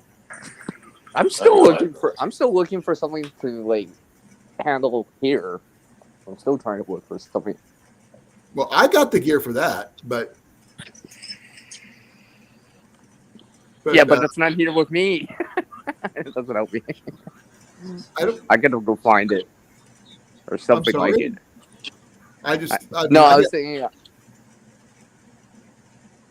I found saying I had to find something somebody like was it. selling a modular system, the whole setup for $80 here on Yeah. Facebook Okay. Marketplace. Mm-hmm. And you're going, yeah, what's Facebook Marketplace going to do for me? I don't know. Can you get stuff from us from Facebook Marketplace? I have no idea. Well, I mean, I imagine it's just like any other thing, right? It's whatever's there is there. Someone has to put it up. If they right? say they ship, who knows? I mean, they probably can't ship to Rob because it's overseas. I would just imagine if they're shipping anything into Canada, except you may get hit for taxes. Amongst some other things. Well, I mean, I don't know if I have it anymore, but or if someone hasn't bought it already. But I've been looking for modular sleep systems for Scott for a while because he's kind of jealous of the one I got. I can't. I'm starting to be.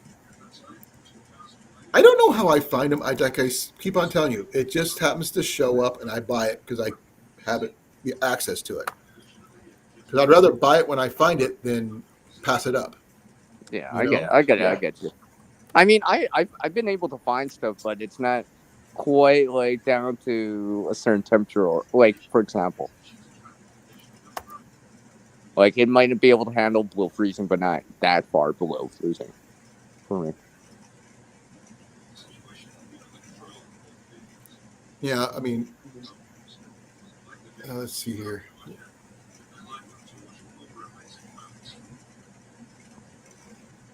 Yeah, so the one I found for $80, and I'm looking at one right now for $85. Give me a second here. I'll post a link. You guys tell me what you think. Of course, that's 85 US. So It's still better than not being able to find well, it. yeah.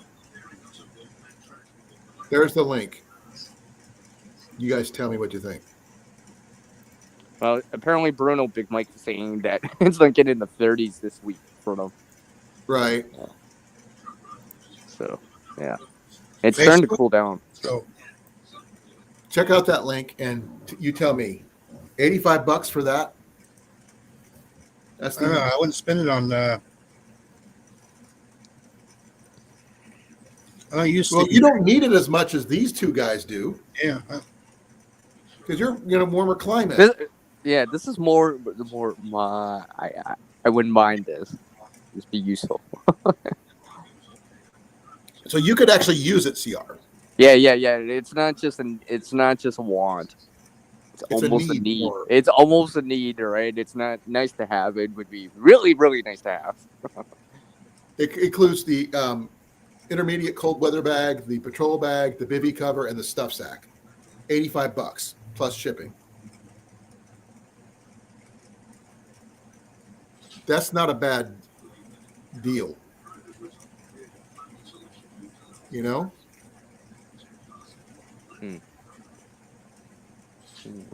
Now, how you get it, that's up to you. But I don't need it. I showed Scott, and if he wanted to get it, he could contact him and order it and have it for himself, you know? And he's probably more likely to be able to get it because he's in South Dakota. But he has that cold weather syndrome too, because it gets cold up there. Not as bad as CR right now, but it does get cold. I've been up there. It's not Montana, Wisconsin cold or anything like that, but still cold. I'm going to have to go in a minute, guys. Need to get some work done. It is All right, 1 minute. Well, I'm out of here anyway. Fair I've been on for 3.5 hours. I'm tired. All righty. I was going to ask you more questions about that, Colan. About what? The I sleeping can bag? wait. Well, that and something else. Well, you can give me. I mean, I can stay up a little bit longer. I'm not like I'm going to straight to bed. I've got to clean up my area, No. things like that too. So Yeah. Okay. I'm going to shut down at 10:30, which is now. So thank you all for coming. Thank you, Rob. Thank you, Jason, CR, and Wolfie when he was up here. See you all later. Yeah, be well, be safe. Let's see everybody later. Tomorrow, hopefully, on Jason's channel, same bat time, different bat channel, and topic will probably be gardening or air rifles or both, or in road Penguins. I don't know yet. Monkey news. It could be monkey news again. Sergeant Kowalski's shenanigans. Eh. No, it's sorry, Need more Corporal monkey news. Kowalski, not Sergeant, it's Corporal. But thank you all for coming. I really appreciate it. Be well, be safe, and I'm out of here in 5, 4, 3, 2. Colan is awesome. Thank you. Good night.